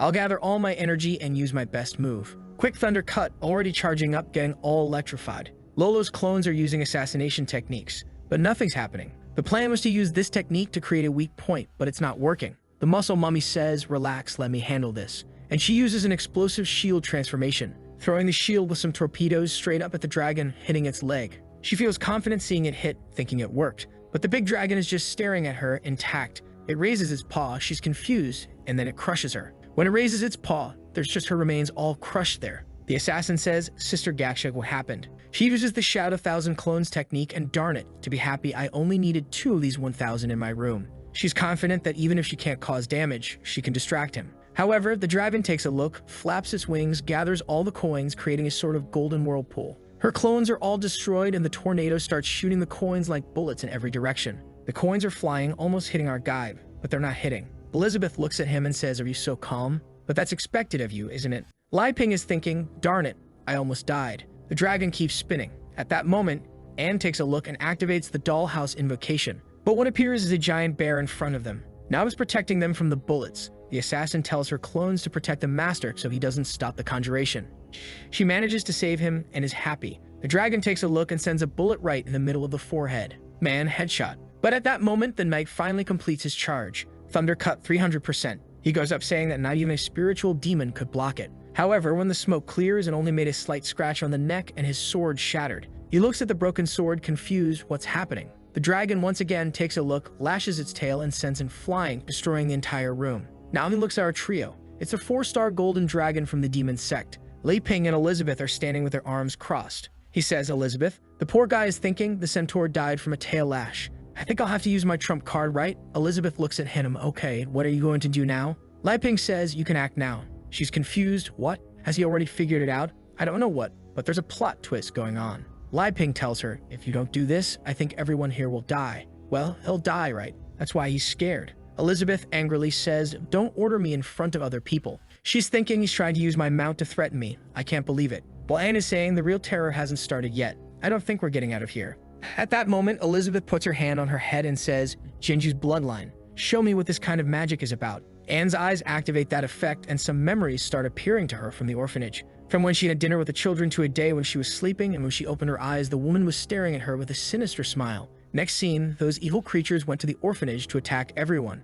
She was about to be captured when suddenly the bear appeared on her back and all the creatures were killed. Unfortunately, the orphanage people had already moved on to the next life. Elizabeth realizes that Anne suppressed these memories with her own power. She extracts some energy from inside her head, saying it's foolishness. Poor Anne falls to the ground saying it's all her fault that she killed her brothers and sisters. She wants to apologize. Elizabeth is cruel. She looks to the side and says, "You are a disgrace to Jinju's bloodline. If you want to escape the prison of regrets, stand up and fight for me." Anne gets serious. Even though she's crying, she gets up, saying that at least this time she wants to save her brother Li Ping. Suddenly, she starts floating in the sky, forming a purple energy. Li Ping doesn't understand what's happening, but then she opens her arms and summons puppets. An eagle, a rabbit, a panda, and a snake appear. The dragon comes to claw at everything, but its paw plunges right into the panda's belly, which expands. And when it returns to normal, it's holding the dragon's paw. At that moment, the rabbit is already attacking, beating him up and breaking his neck. Li Ping asks, "Elizabeth, what did you do to Anne?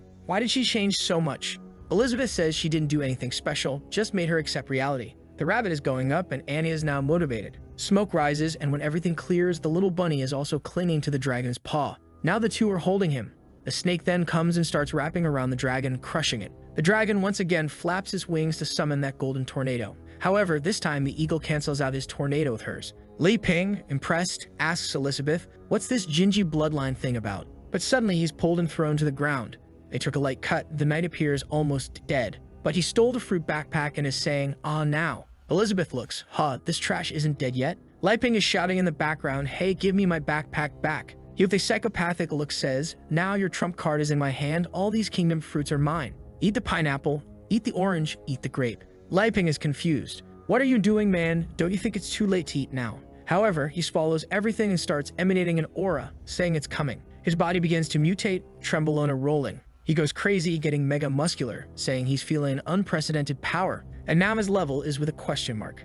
Staring at his own hand, he thinks, "Finally, with this power, I'm no longer afraid of those old men from the Holy Sword Guild." But the dragon seems to get angry and breathes a golden dragon breath in his direction. When it's about to hit, he disappears and is already next to his head saying, "Stop bothering me." He uses a thunder kick that makes the dragon stumble and fall to the ground. The centaur then descends and goes right to the middle of the altar to get the so-called Demon King's chalice. Looking at it, he thinks, "If I add this, I can't imagine how strong I'll become." Without hesitation, he swallows it and his pupils turn red. He once again begins to transform, wings sprouting from his back, and he enters demon form. He says that this sweet demon king's wine is very good. It's gradually understanding everything. Anne is there in front and Li Ping says, "That guy is getting weirder and weirder. Elizabeth, do something, my daughter." Anne tells him not to worry, she won't let him get near brother Li Ping. She conjures a marionette spell, but the knight has already pierced her chest. Holding her in the air, he says, "First, I'll eliminate you who are a threat." Li Ping is terrified. The centaur throws Anne on the ground, coming towards them saying that the next one is him. Li Ping completely ignores the centaur and goes to Anne, telling her to hang in there, Elizabeth will save her. The centaur goes to Elizabeth's face and says, I know you're hiding your strength, but it doesn't matter, I'll give you two choices. You become my woman, take me to your kingdom, and make me inherit everything. Or the second option, I'll have fun with you until there's nothing left, and then I'll sell you to get what I want. Crying, Li Ping tells Elizabeth to kill him, but the centaur looks to the side. Who allowed you to open your mouth, you servant trash? He uses an ability to appear instantly in front of him and crushes him to the ground. An explosion rolls, coins everywhere. The centaur seems to have been hit. When the smoke clears, Li Ping says, okay then, I'm tired of pretending. Brothers, will you get serious? The centaur thrown back is lost and all beaten up. Wondering what happened? Wait, I hit him with all my might, but why does it seem like my attack returned? He looks at Elizabeth and asks, is it your doing? Elizabeth, staring at Li Ping, he knows very well that not even my magic can destroy his clothes. That's why you forced him to attack you, just for him to be the cause of his own destruction. Li Ping is there, all badass, thinking they say I'm the hero, but he thinks few. It works just the way I imagined.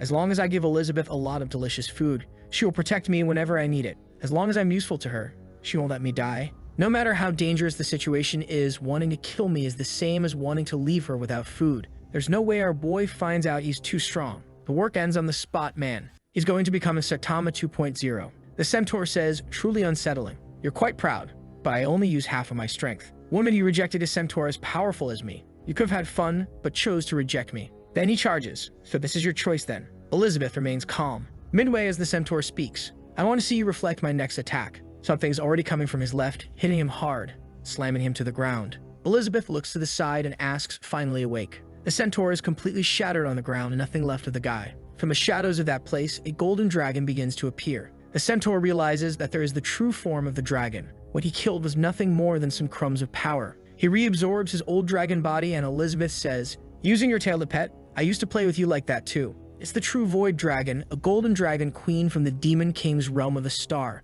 The centaur still doesn't understand. Impossible. I also have the power of a demon king that can't lose. But he is instantly crushed by the dragon's claw. Lying on the ground, Li Ping is confused. Elizabeth, is this real? Elizabeth says, I think you figured that out a long time ago. This place isn't real. Suddenly they're floating. Elizabeth says, despite magic being your weak point, I don't think this would escape your notice. The dragon speaks some unknown language to Elizabeth, who responds. Then he starts crying, asterisk, poof, asterisk, smoke in the air, and turns into a loli. Of course, there had to be one, Yugan Chinese. Her name is Amelia, and she's Elizabeth's pet. She cries, is it really you, queen? I've been waiting for you for so long. Elizabeth tells her, you have arrived in the realm of a demon king and are still so innocent. I didn't want to come here because I knew it would wake you up and you would start clinging to me. Amelia, hugging her, says, no, master, you disappeared for 500 years without a word. I miss you so much. We then see Amelia's story. She was born between heaven and earth, and it was Elizabeth with her magical energy who incubated the egg. When she was born, they made a contract, and Elizabeth not only gave her the name Amelia, but also created her personality, trained, and played with her. That's why Amelia has a sacred oath to serve her forever. When she grew up, she became Elizabeth's mount, carrying her around the world to face cruel creatures. This is because, to end the wars, Elizabeth decided to dominate the world. Amelia was happy to see her mistress achieve world domination, but she smiled less and less. Amelia knew the stronger Elizabeth became, the less she could help. And one day, out of nowhere, she decided to pull out the sacred sword and disappeared. At the race meeting, Elizabeth's absence is causing problems. Even all the reputation she had is now not serving much. The amount of crime continues to increase. The orc minister says that this is the case in their tribe too. Several are announcing separation as the only thing that unified everyone was the fear of the queen. The dwarf minister says that maybe it's good for everyone to return to their homelands and take care of the regions until the queen returns. Twyla, who is the minister of the elves, asks Jin, who is the minister of the demons, where's Elizabeth? You are the closest person to her. Was she defeated by the legendary hero? Jin says it's impossible. He has seen her terrifying power. There's no one in this world who can beat that. Everyone there can do as they please. From now on, he will go hunt the majesty on his own. Her former minion Malfoy says that this is the case too. He'll go after her. Everyone is dismissed. In the end, the ministers separated everything and divided their regions. Amelia wasn't interested in any of this, so she took half a cup of wine and left. She returned to the place where she was found the first time, hoping Elizabeth would return. And then she waited and waited and waited and waited, and now she's there crying. Finally, you return, mistress, Elizabeth says. It seems everything went well, right? This long wait taught you meditation, which was a key to reaching the level of Demon King. Amelia continues crying. Mistress Elizabeth, don't leave me like this again, please. Poor thing is thinking. She abandoned me just so I could understand meditation and increase my level. She really does everything for me. Li Ping up there trembling says, "Hey Elizabeth, stop dwelling on the past and save Annie already." At that moment, Annie opens her eyes and says, "Brother Li Ping, where are we?" Li Ping is relieved. "Annie, are you okay?" She says yes, but she reaches for the backpack, pulls out the apple he gave her, and the apple is all destroyed. Li Ping pets her, saying, "That's not a problem. Relax." Seeing the situation, Elizabeth thinks. From the beginning, he had already made this plan. The scenario was already set when he gave the bananas. Amelia is all cute, rubbing against Elizabeth, but she gets mad when she realizes the queen keeps looking at Li Ping. So she asks, "Mistress, who's that guy over there, huh?" Elizabeth says, "Him, he's the hero of legends. I stayed at his house while I was away." Amelia gets even angrier. "Hey, you," while she thinks, "the hero of legends? Did he kidnap my mistress for 500 years? And it seems he wants to take her heart. I need to end this now." Our smiling hero says, "My name is Li Ping. Nice to meet you." Amelia smiles and has a plan. "Now that I've reached the Demon King level, I can reach my mistress. If I join forces with her, we can kill the hero of legends." She already summons a Dragon King's claw and charges, saying, "Nice to meet you." It hits him hard in the chest and an explosion occurs. Poor thing is confused. What happened? He shut off her claw. Li Ping says, "Oops, sorry. I couldn't react in time." However, Amelia is puzzled. "My attack was strong enough to destroy a city and he canceled it like this." Li Ping reaches out his hand and says, "My turn to take initiative." Amelia is sweating, realizing he might be more oppressive than the mistress. Poor thing is there. "No, please." He takes her hand very gently and says, "Sorry for messing up your handshake. Now it's clear why Elizabeth is so calm. She has a polite friend like you." Amelia is confused.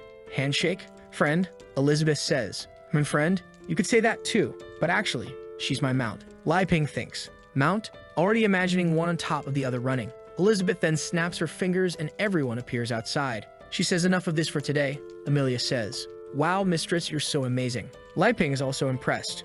"Wow, is it that easy to return? All I really have to do is stick to Elizabeth's thighs and everything will be fine." However, for Annie, the journey was too long and she faints on Li Ping's shoulder. Elizabeth tells Li Ping to take Annie to rest because she needs to talk to Amelia about something. And we're back home on the farm. Amelia asks, "What do you want, Elizabeth? You can give me any order.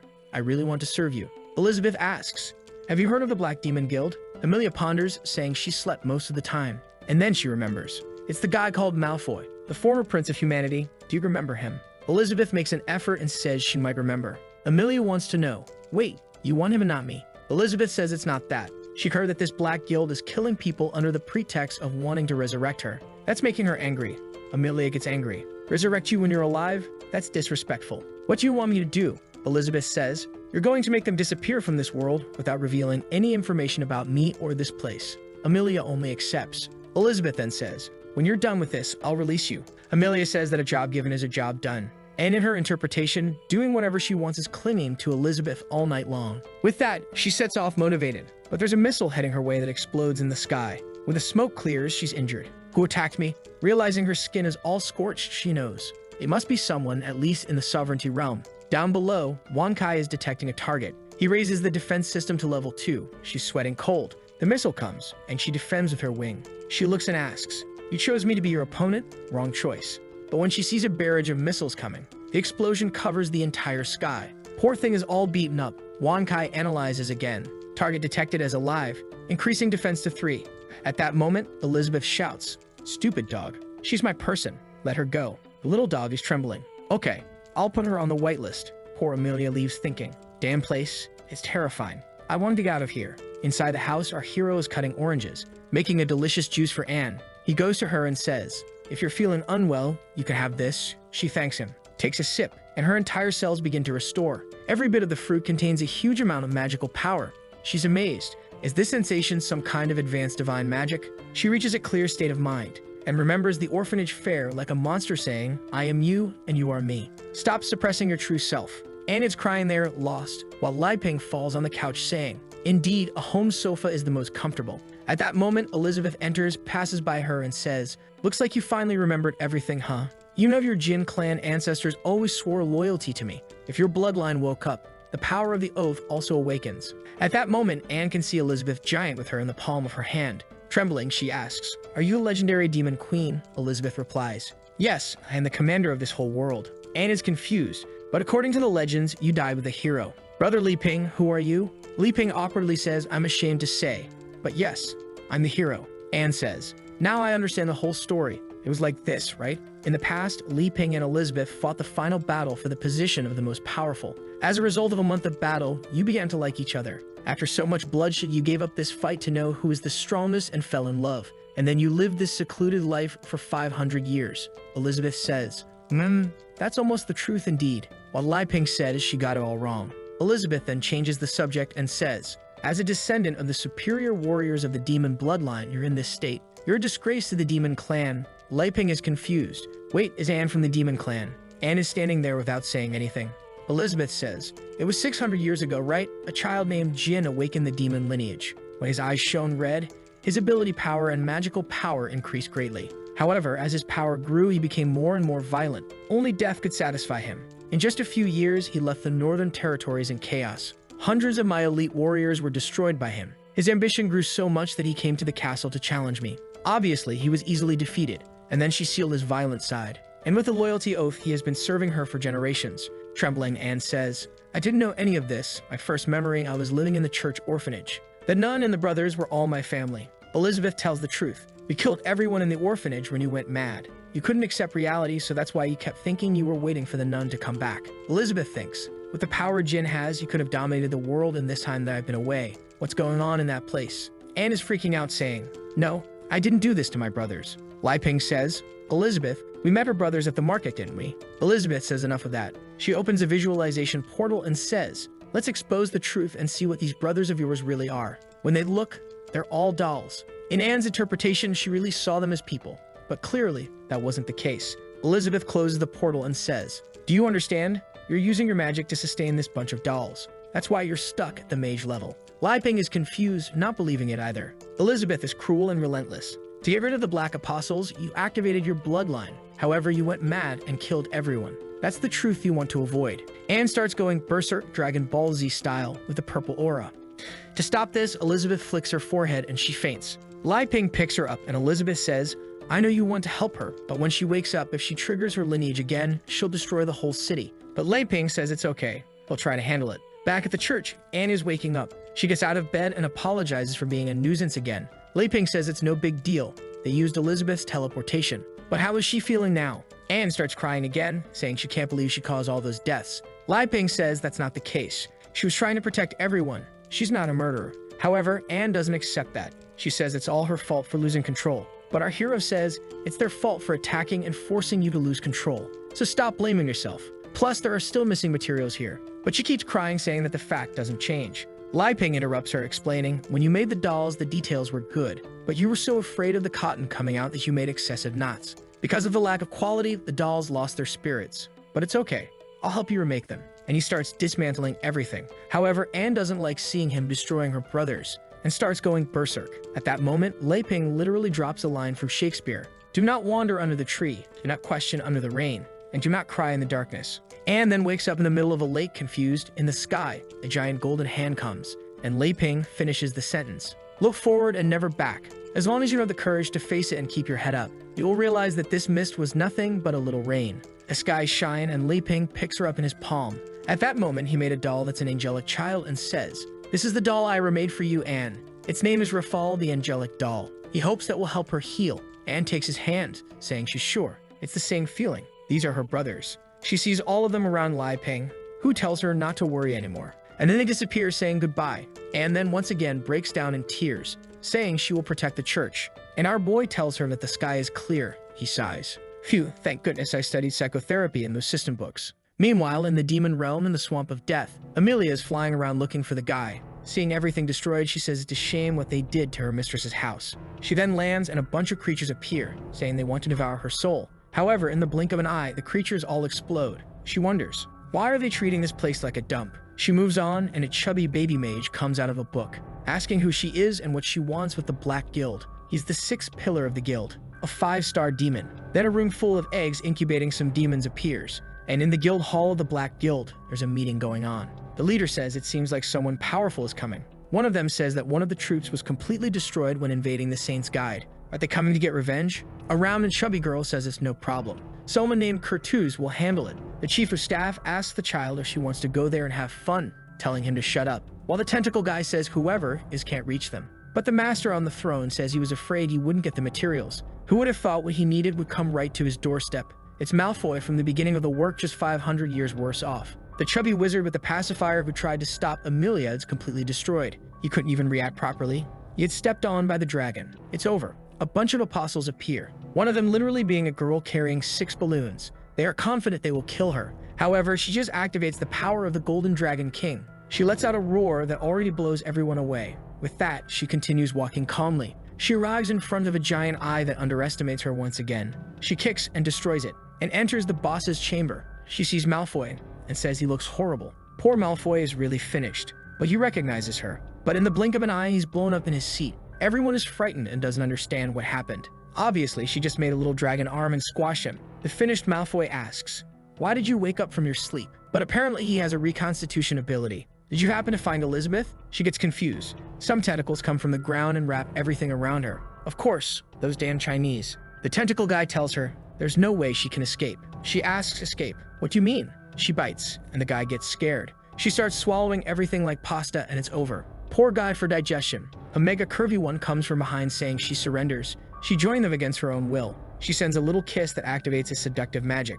And boy, she is seductive indeed. In front of Amelia, she says that since attacks don't work, she's going to make her a prisoner. However, Amelia burps up the octopus she had eaten and finishes her off. Another one comes to attack, was finished again. Now she's face to face with Malfoy. She asks if he's going to take his own life or face her. Malfoy says he can't face her. However, if he joins what's behind him, then it's different. When she sees in the incubation cocoon, there's an Elizabeth being produced.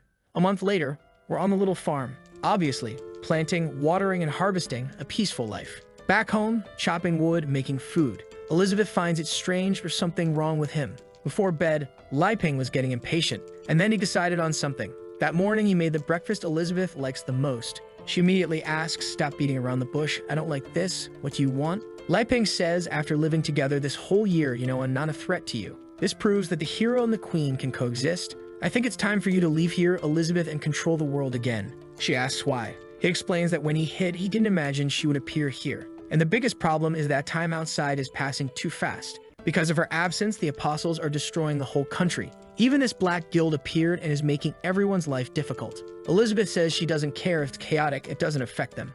For our protagonist, the system route was end of the world in their fight, then world peace. However, because they became friends, the world is in chaos. He explains to her that he wanted to keep her here because of the destruction of the barrier. If he didn't know what was happening outside, he would continue here without problems. But now that he's seen everything that's happening, he can't stand still. However, he can't be a hero, and he also can't save people from this suffering. Elizabeth, somehow, is interpreting this as him saying he can't live without her. She asks, "What do you want then?" Li Ping then says, "I want you to go back to the world and save everything because I'm an incompetent hero. And I can't continue being selfish." In his head, he's thinking, even if this place is destroyed by monsters, it's okay. I'll move to the city. Now Elizabeth's interpretation is explained. In her head, he's being selfish, wanting to have the queen just for himself and not letting her stay in the world. She finishes the food and asks, "Do you want me to leave this place and solve the world's problems?" That's easy. Our hero is happy. Seriously, you agree? Then I'll prepare everything now. However, she turns around, "No, I'm not interested in the outside world." But there are 2 ways to solve this.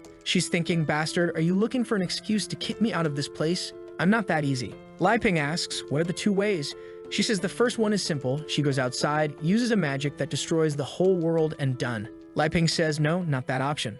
She says the second option is to find someone who can rule the world in her place, and she'll help from behind the scenes. Li Ping wants to know who that person would be. She says, "You already know, besides me, only you are qualified for that." He sweats, "Wait, you want me to rule the world?" Next scene, he's practicing sword techniques, confused. How did things end up like this? Beside him, she keeps shouting, "Practice properly, I want to see." He responds, okay. But she's just thinking, "Are you trying to play games with this queen? You're too young for that. I can't deny that you're a little stronger than me. However, when it comes to psychology, you don't stand a chance." The queen seems to be falling in love. She's thinking that when he told her to leave this morning, she was so sad she almost did. But then when he told her he couldn't live without her, she understood everything he was trying to say. He knows very well that with the power of both of them, it would be very easy to destroy or dominate this world. So the best thing to do is to let the world go on as it wants and occasionally observe what's happening. Since she's already put Amelia in charge of dealing with the Black Guild, there's nothing to worry about. Now she's convinced, saying he's pretending with this little plan, but she's already seen through all his little games.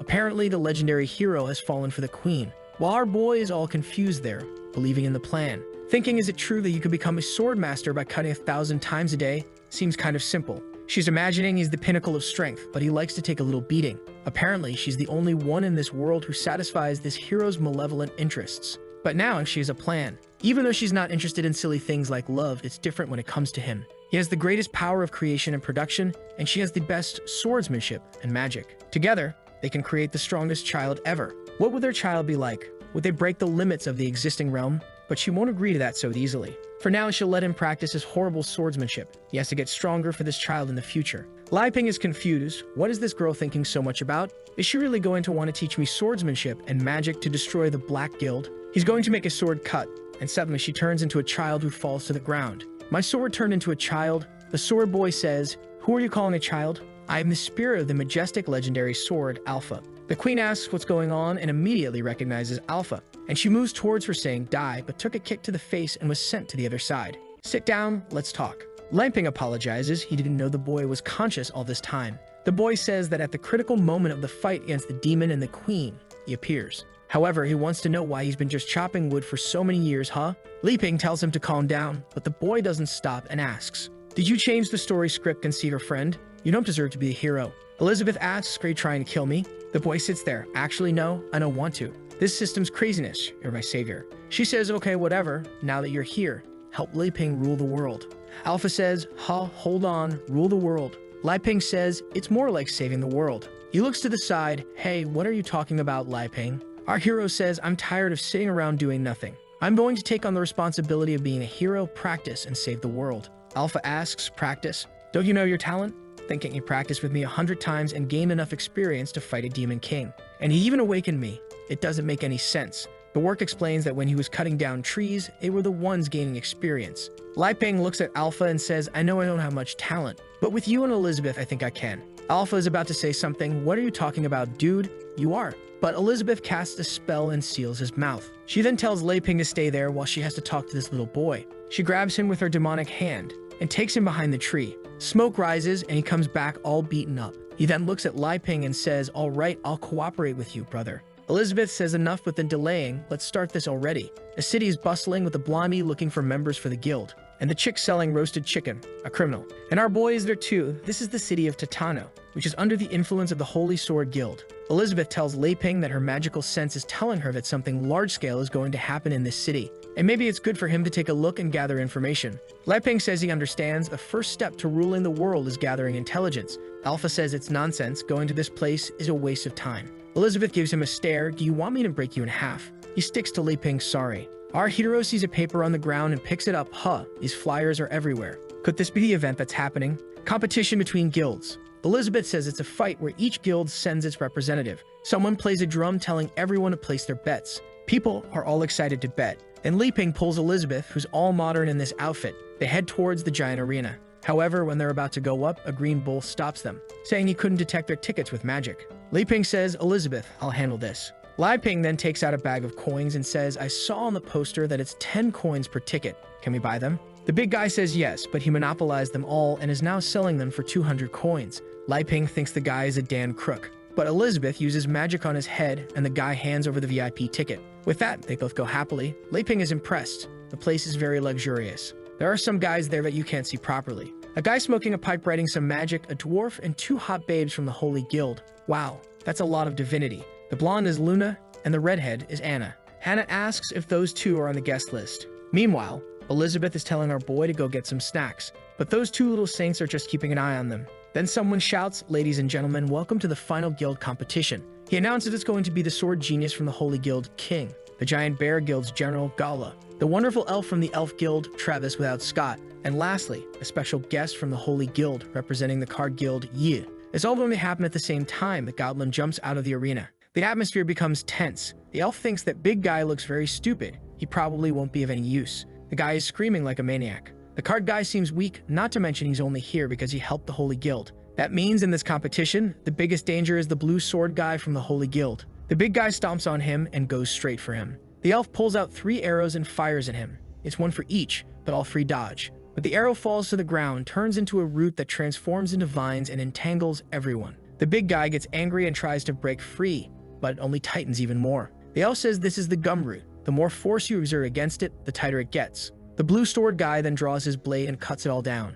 while the card guy is just standing there doing nothing. The sword guy apologizes for killing her plant. The elf says it's no problem. He just has to pay with his life, then fires another arrow at the dancing butterfly. But the guy is all monk samurai and says fearlessly, doubtlessly, without confusion. Altruistic state, blue bird, power matches power. But the elf has already lost her little arm, which fell onto the ground shattered. He approaches her, points the blade at her, and says, "You've lost." The elf says he deserves the title of genius, but she is also one. He is then surrounded by exploding butterflies. His blade flies off, and when the smoke clears, he's there all beaten up but alive. She then takes a seed from her mouth, spits it on the ground, a plant grows, she puts her arm into it, which turns into a new arm. But it's crooked because it was crushed by the buff guy, and it was crushed hard. He then looks back and says it's the samurai's turn, who finds the aura of that guy strange. But in the audience, everyone is going crazy, loving this competition. He throws his arm aside and pulls the blade back into his hand. The buff guy says power is everything, and now he's going to crush. He jumps, activating 70% of his muscular strength.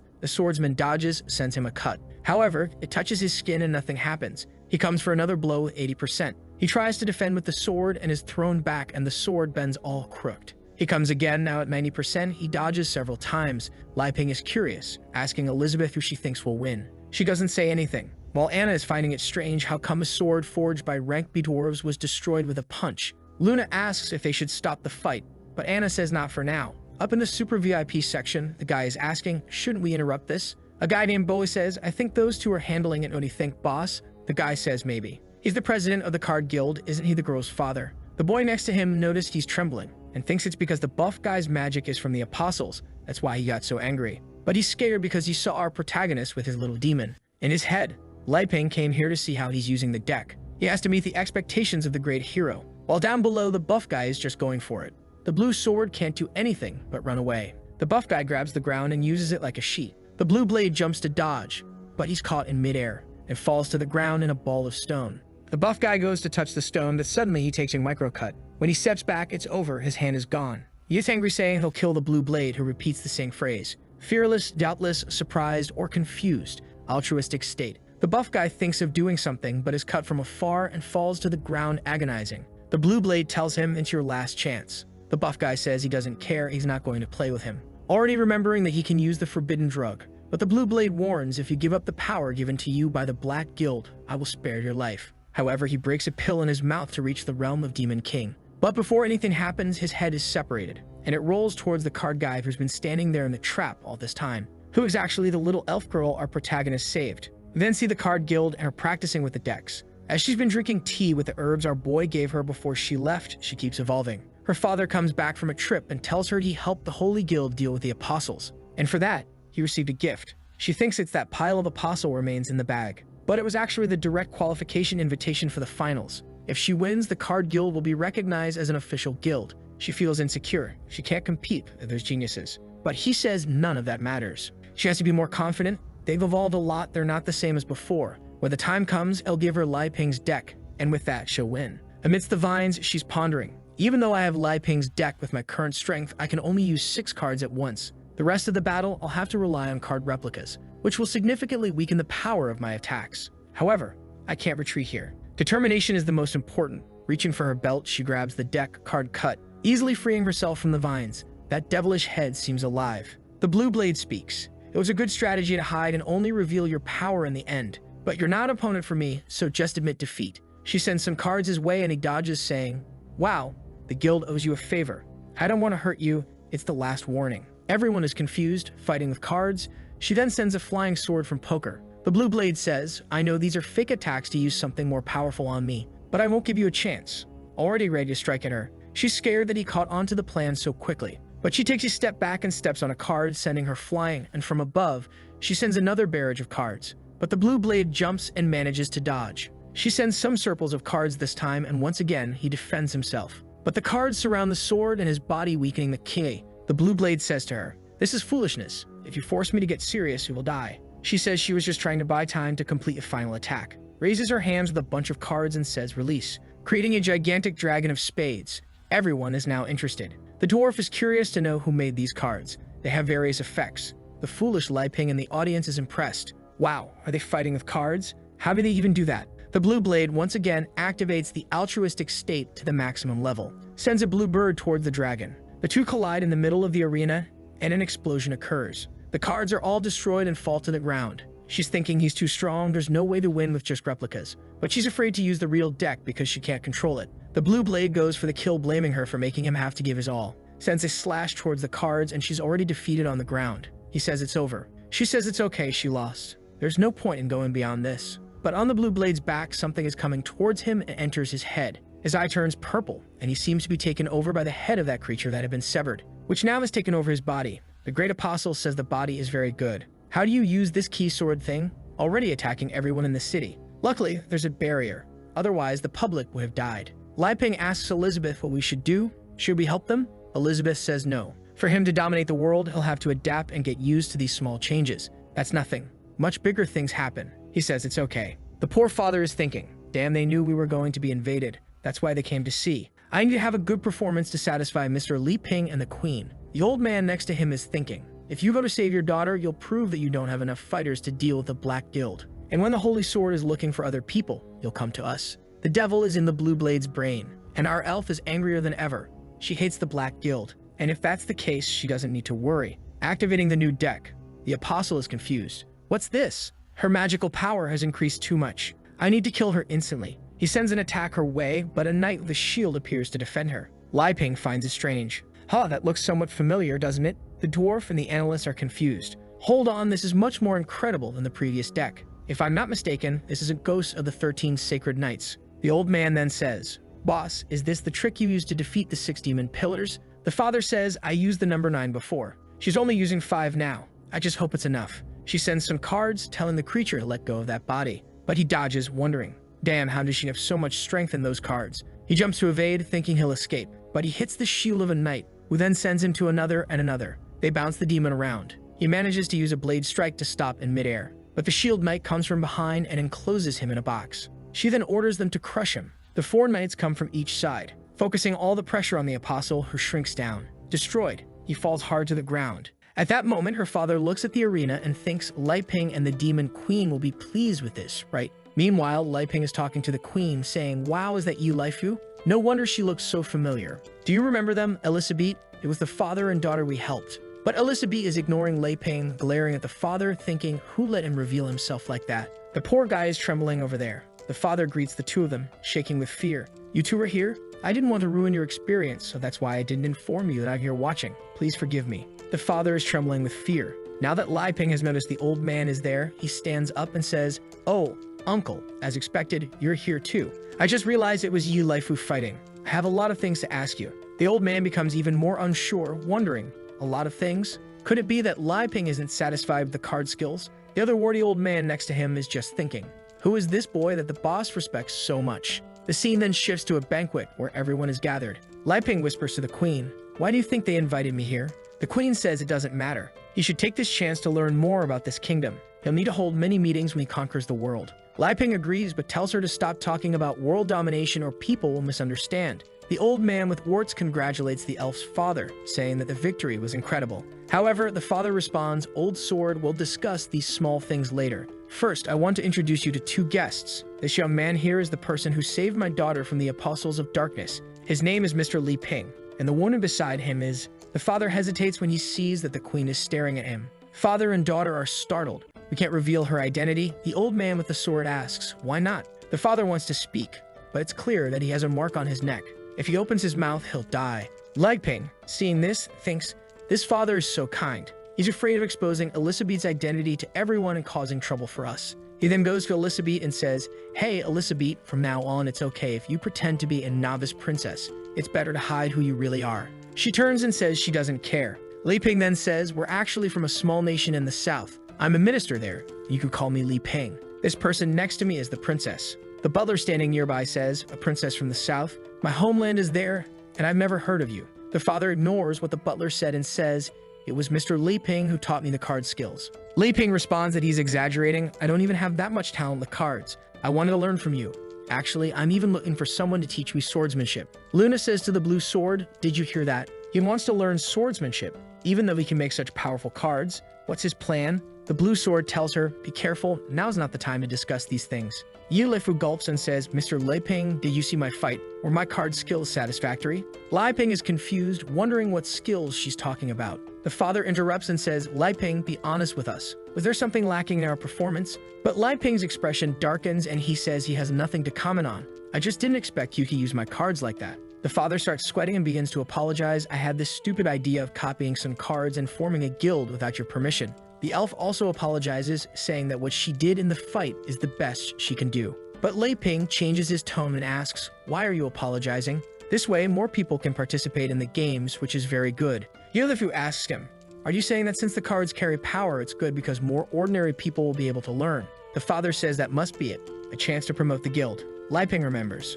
Oh crap, they're talking about magical power, not just cards. The guy sitting at the table with the monocle is just observing. This is really interesting. The girl has an extremely dominant magical power, while the other one is completely suppressing his, I can't see anything. He's using the demon lens, and at that moment, Elizabeth gives him a glance. The guy starts sweating, wondering, damn it, have I been discovered? Impossible, I used the demon lens to observe. There's no magical reflection, there's no way she could know. But what is this feeling of oppression? Elizabeth looks at Lai Ping and says she wants to kill one of them.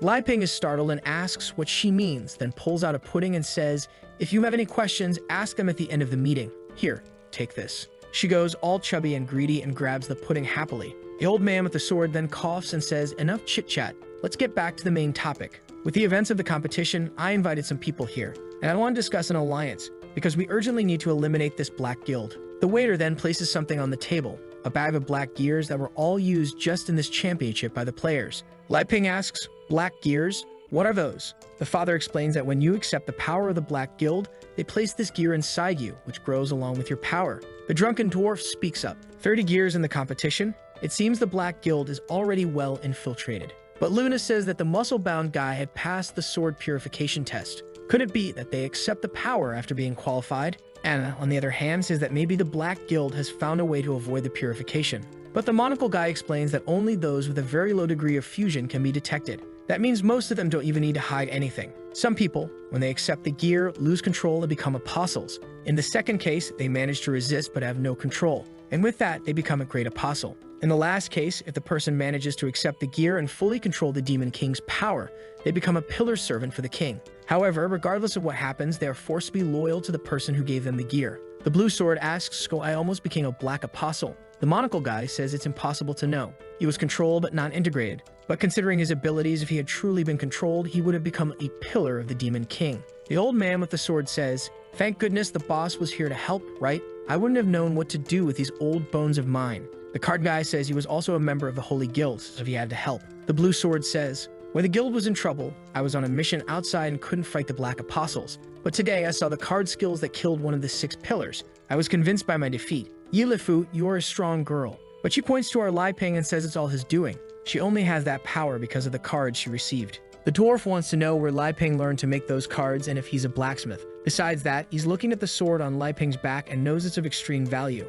Lai Ping says he just likes to do some handiwork at home from time to time, just to kill time, with no blacksmithing or anything involved. The dwarf says he's a very humble young man. Meanwhile, Luna says that if the Sword Saint were here, the Black Guild wouldn't even dare to invade. Anna says she's saying too much. And Li Ping asks the boss, Yilefu's father, if this Sword Saint is the most powerful swordsman and where he is. But the boss tells him, I'm no longer a member of the Holy Guild, I can't give an opinion on that. The old man with the sword says, it's alright, boss. We can't hide this for much longer. Rumors spread quickly. The dwarf says, so the rumors were true. And the monocle guy explains, after the rebellion of the Holy Sword Guild, not only did their combat power decrease significantly, but even a Sword Saint has gone missing. That's why the Black Guild is taking advantage to attack. The old man with the sword confirms, that's true. The Sword Saint sent some messages about half a year ago. There hasn't been any information about him since. Lai Ping is confused, rebellion, the saint disappeared. The butler explains, to be precise, he went to apprehend the Axe Elder,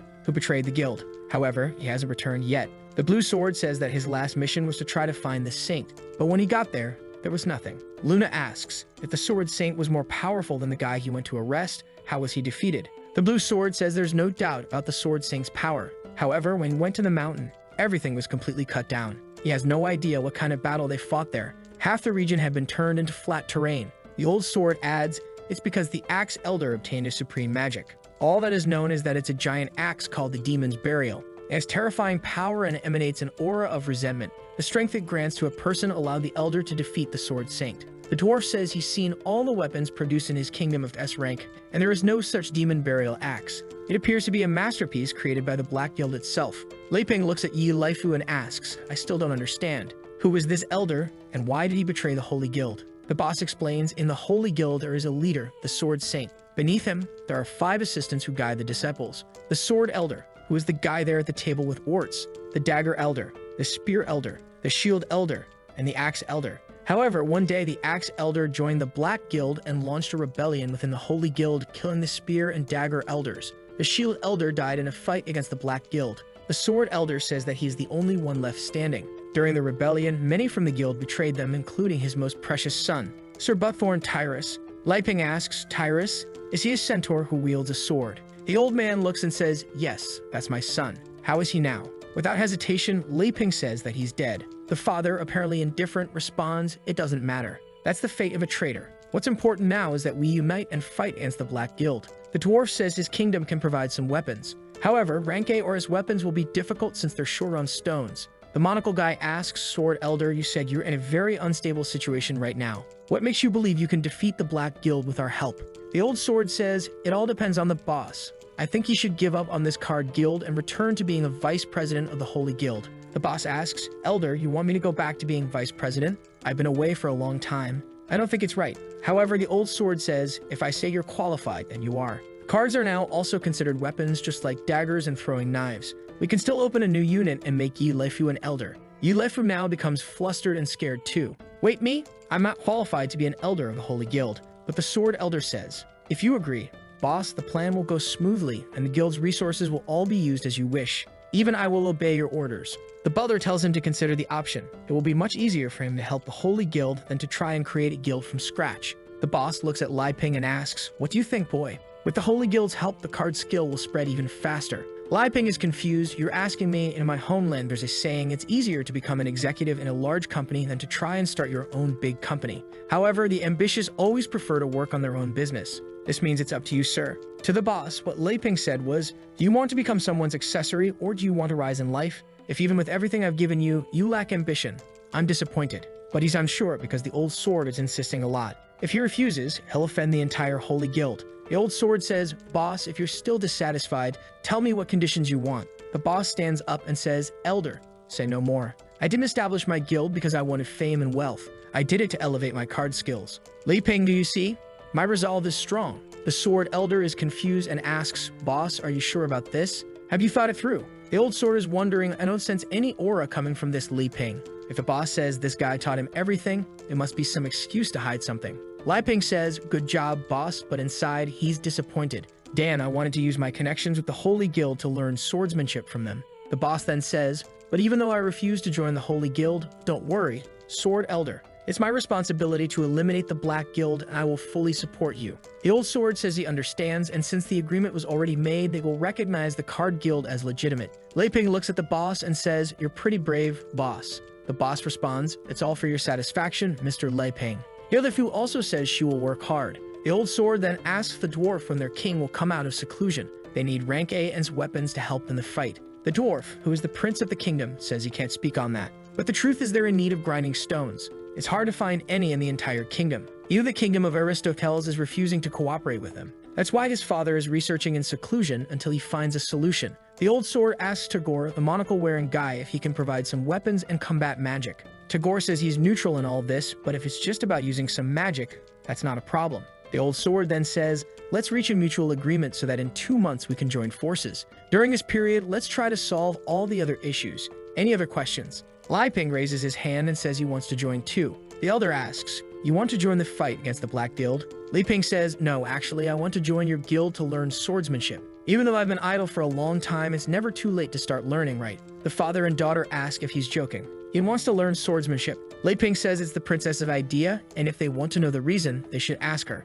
Elizabeth is calmly eating her endless pudding. It really is magical. But obviously, neither father nor daughter would question the queen's decisions. The old sword says it's fine, but there are many types of swordsmanship. I want to know what your magical power is. Leiping, a bit embarrassed, says, I tested it before and it's kind of low. 0.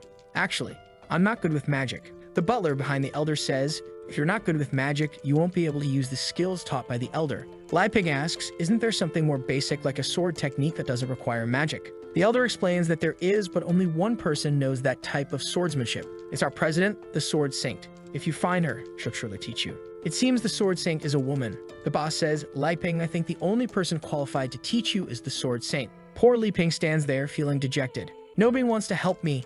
They're just sending me off to find this person because they want to avoid me. At that moment, Tagore speaks up. Wait, he starts writing down some things, draws something that begins to float, and says, I recently acquired some sword magic.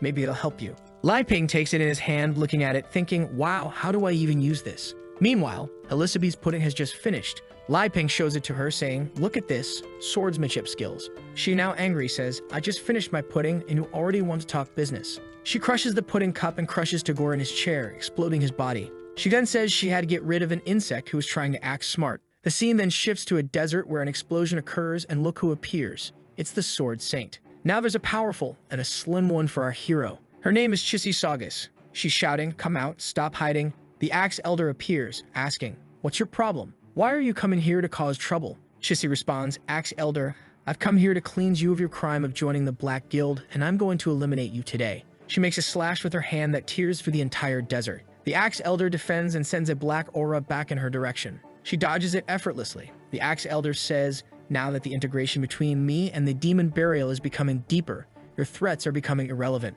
Now, I'm going to start hurting you. Chissy warns him, if you keep acting this way, soon you'll be completely controlled by that axe and lose yourself. Wake up. But the bearded man replies, lose myself. So what? After experiencing this supreme power, losing myself in it is a privilege. Everything will be fine, demon burial. Take over my body. An aura begins to flow through his body and the crazy guy draws, what the hell is this? He has a woman's chest. Now speaking in a female voice, he says, resentment, you want to abandon me? I won't let you. The transformation continues and the guy turns into a voluptuous woman from the neck down. Chissy says to him, you idiot, you're now under complete control of that black gear. The Axe Elder, who is now the demon burial, replies, are you talking about this? She grabs the gear and pulls it out, tearing off the ugly face of the elder along with it. And now there she is. Welcome, you're quite a sight for sore eyes. This is the real power-up. Fixing her hair, she says, now that's much better. Chissy declares that she's going to destroy her now. She draws her sword called Phantom, which was made with materials from the Ghost Horse King and forged by the Dwarf King himself. The seductive demoness, who still doesn't have a name, points her massive axe and says, Stinky, come at me. In the next moment, the Sword Saint is behind her. She sends out a mist slash. A whole field explodes, sand rises, and a crater opens up. Chissy says, the Axe Elder is dead. There's no reason for me to show you mercy anymore. It's over. But her sword begins to crack and falls apart. The demoness looks back and says, my body felt a small impact from your strike, but if you're capable of that, I can see you're quite powerful. Got any more tricks? Now Chissy is worried. That sword was practically indestructible and barely managed to hurt her. The demoness says, if you're done, I'll start my warm-up. Be careful now, all right? The demoness literally starts warming up, stretching her legs, extending her arms, while Chissy begins to summon all sorts of weapons, grabbing a scroll, throwing everything up, fusing a spear with a scythe with a dagger. Everything starts exploding. Even her eye now has a pentagram. She invokes space distortion and sends a black light sphere toward the demoness. The demoness, reaching the climax of her transformation, says she's finally getting more flexible. Chissy even threw 2 scrolls to surround her, while the space distortion is approaching. The demoness, still warming up, says she's being underestimated. Chissy says she'll have to use destruction sorcery. She pulls out a hammer and strikes it against the space distortion, with the spear at the tip, the scrolls surrounding it, and sends everything at once toward her. But in 0.001 seconds, the demoness smirks, makes a slash, and in another 0.001 seconds, the slash begins to cut through everything the Sword Saint had sent, tearing through the entire desert. In 0.004 seconds, the slash is already in front of Chissy, and she feels that death is coming and that she's about to be sliced in half. She then invokes the protection of the 7 sword guards, but the strike comes and starts breaking the swords. In 0.05 seconds, she sees she's going to be cut in half again. But unfortunately, this time there's nothing she can do. She's struck, and the swords shatter. In less than half a second, she's finished and falls to the ground. The demoness, looking down from the sky, says she's very inadequate. Now that she's warmed up, it's time to deal with what matters. The axe-wielding demoness starts looking around. She sees through an eye that begins scanning for something. Her vision sweeps across the planet, and look who she's focusing on, Elizabeth. She says she's heading there now, while Elizabeth is running to grab the remote and some chips to chill out. She tells Lai Ping, you were always right.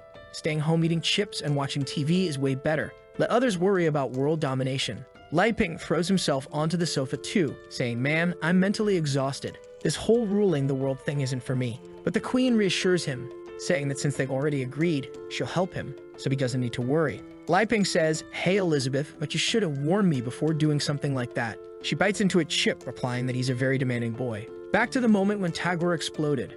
The old sword was startled, a butler behind him drew his sword, everyone got ready, even the poor blue sword, who's barely holding on, mustered what little energy he had left. Meanwhile, the dwarf is calmly drinking, saying that the show's going to be good. The boss stands up and tells everyone to calm down and listen to him. He looks at Lai Ping and asks, "Sir, can you give us an explanation?" Lai Ping is there but doesn't even know what to say. Then Elizabeth says, "With your level, it's no wonder you're being infiltrated by the Black Guild." Lai Ping asks what she means.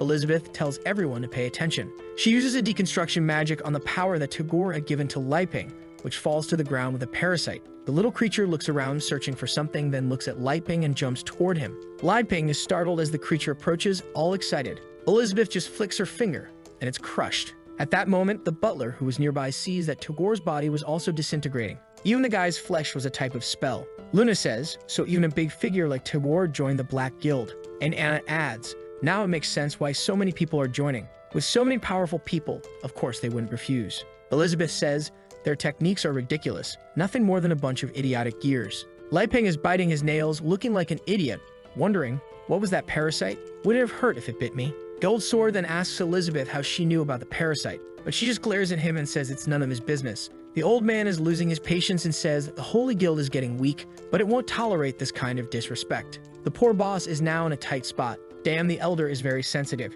He doesn't like having his pride hurt, but he doesn't know the true identities of Mr. Lai Ping and the Queen. You must be thinking they're beneath him. If he offends her, the consequences here will be catastrophic. The boss then tries to smooth things over. "Mr. Lai Ping, could you please explain?" But Lai Ping replies, "I still don't understand anything either." Elizabeth pulls him by the arm, pressing him against her, using her assets to her advantage. Good stuff. She takes him away, saying it's time for afternoon tea. We'll discuss it later. Goodbye. Lai Ping waves goodbye to the boss, saying, "See you next time." The boss already knows everything is going to fall on him now. How am I going to explain all this to the chief? Elizabeth looks at him and asks if he's done. The boss stays quiet, saying nothing more. They then leave, and the old sword tells the butler to conduct an investigation in the southern region. Back at home, Lai Ping says, "If you're going to do something like that in the future, let me know beforehand. I need to be mentally prepared." Elizabeth is thinking that there are two important things to note. That guy's eye was definitely forged by Jim, the red-eyed demon. Second, the dark magic he was using was different from that of the Black Guild. So clearly there are other, even more powerful forces that haven't moved yet. But maybe none of this matters since Emilia eradicated the Black Guild's headquarters. All that's left are some demons for Lai Ping to play adventurer with. Lai Ping, lying on the sofa, says, "That parasite thing freaked me out. How did you know he was a bad guy? Teach me that. It must be magic, right? I'm not talented in that." Elizabeth is thinking, when someone uses that eye, they can see the reflection of magic. To detect it, you'd have to be as powerful as I am. However, Lai Ping's clothes don't detect magical reflections.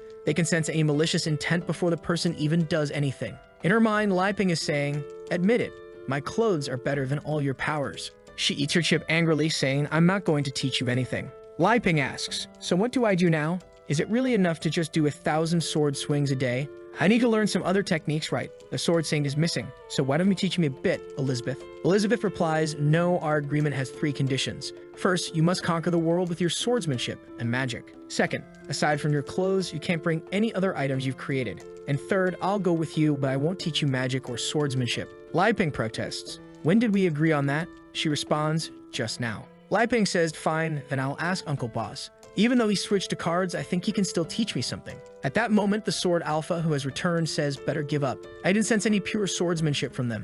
They can't teach you anything." Lai Ping asks, "What do you mean by pure swordsmanship?" Alpha explains that it's because all of them use magic with their swords. To have pure swordsmanship, it's only possible for someone who has no magic at all. The protagonist thinks it makes sense, right? In a magical world, everyone would use power to strengthen their swords. So you know what? He stands up and says he knows what to do. Alpha tells him to stay longer, but our boy is already gone. Alpha then looks around the house, wondering what kind of place is this that he prefers staying here instead of conquering the world. He decides to investigate. He sees a microwave, a fan, a little cleaning robot, and a bunch of strange things. What are these things? At that moment, he feels a blade slicing through him and is shocked. What the heck was that? Was it Lai Ping? No, such intense killing intent wouldn't come from him.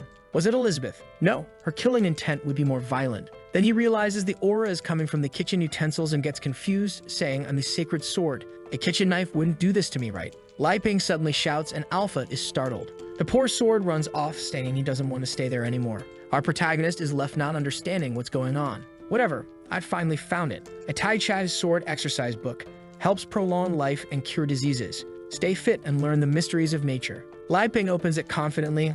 I always thought this would be useless. I'm glad I kept it on my shelf. He reads through it, then closes it. Wow, there are 13 movements that seem simple. They can be used by both men and women, but can I really use this in combat? He then tells Elizabeth that he found the sword manual and asks if she can help. But Elizabeth, stuffed with chips, says she's tired and wants to just lie there. Our hero says, all right then, I'll find Alpha and test it with him. Watching him leave, the sly Elizabeth is thinking you have no idea how to refine your swordsmanship. Soon you'll hit a wall and won't know how to overcome it. That's when I'll step in to guide you and you'll realize my superiority. Lai Ping then heads to the garden calling for Alpha, but he's there in sword form. Our hero asks, why are you back in sword form? If you keep ignoring me, I'll start practicing without your consent. Alpha stays silent, so Lai Ping opens the book. Let's go first movement, stretching his arm out, saying, like a dragonfly touching the water. The scene shifts to 3,000 kilometers away, where that big toad, who's a friend of Wang Kai, is getting beaten up. He's trying to use some magic techniques, but the demoness is there saying, just kill him,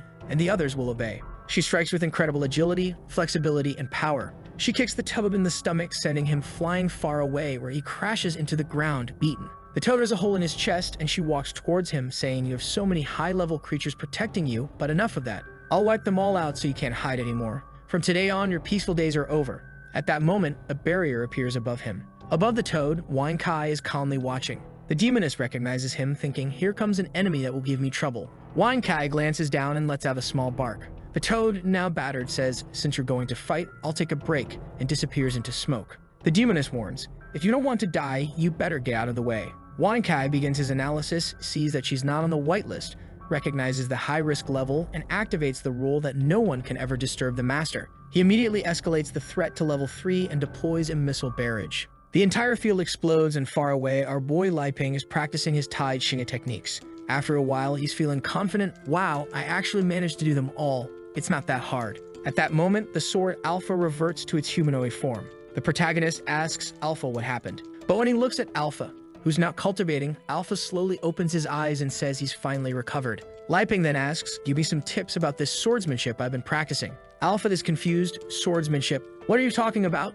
Lai Ping gives him a few pats on the head, saying, I know the techniques I've been practicing are more for exercise. They're not that great for combat. But Alpha is thinking about something else. Those weapons inside the house were incredibly powerful. He ran away in fear and passed out by a tree, which is why he reverted to sword form. His soul was so suppressed that he became a sword without consciousness. If Lai Ping hadn't practiced like he did and given Alpha energy, he would have remained a mindless sword forever. But why did he save me, wake me up, and ask about sword training? Alpha imagines Lai Ping saying, my little boy, the oceans and seas are deep. Now you understand why I never worried about using you or finding the demon queen. Compared to what I have here, you're just a piece of junk. Trembling, Alpha says, I'm sorry, sir. I was foolish. He begins to have an existential crisis, questioning why he came here and what he's doing. I don't know who I am. He reverts to sword form, saying, I want to get out of this place, and flies off.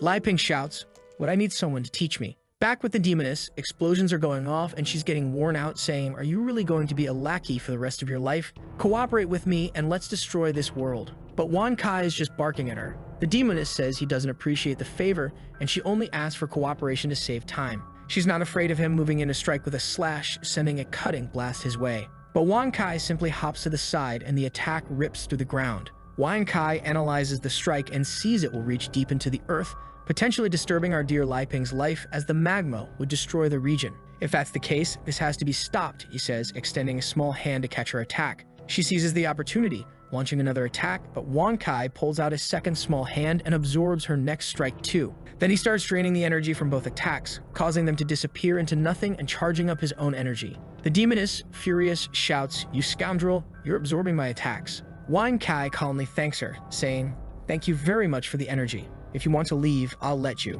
She draws the demon burial axe, saying this attack was meant to finish off that heartless person. But now I have no choice. I'll have to finish you off, dog. The constant destruction of hope, the eternal torment of waiting, the sadness and fury of being abandoned. The resentment I've accumulated for 500 years is all now gathered and about to explode. Filthy dog. Now that you've seen this, you're about to be sliced in half and die. She sends the resentment of the final deadline his way. Wang Kai, still calm, scratches himself and then reaches behind him, pulling out a small mirror. A simple, perfectly smooth mirror, a creation of Li Ping. The entire attack strikes the mirror and is reflected back. The demoness is stunned, even the axe's eye is in disbelief as the power rebounds. It travels off into the galaxies and explodes in several planets. The demoness in disbelief looks on, my 500 years of resentment gone just like that. Wang Kai then releases a few drones. The demoness tries to react, but she's surrounded by the drones, which construct a force field around her. Wang Kai, now lying down, says, "This is the second strong woman to invade. But after getting beaten by the first, I powered up to handle any risk."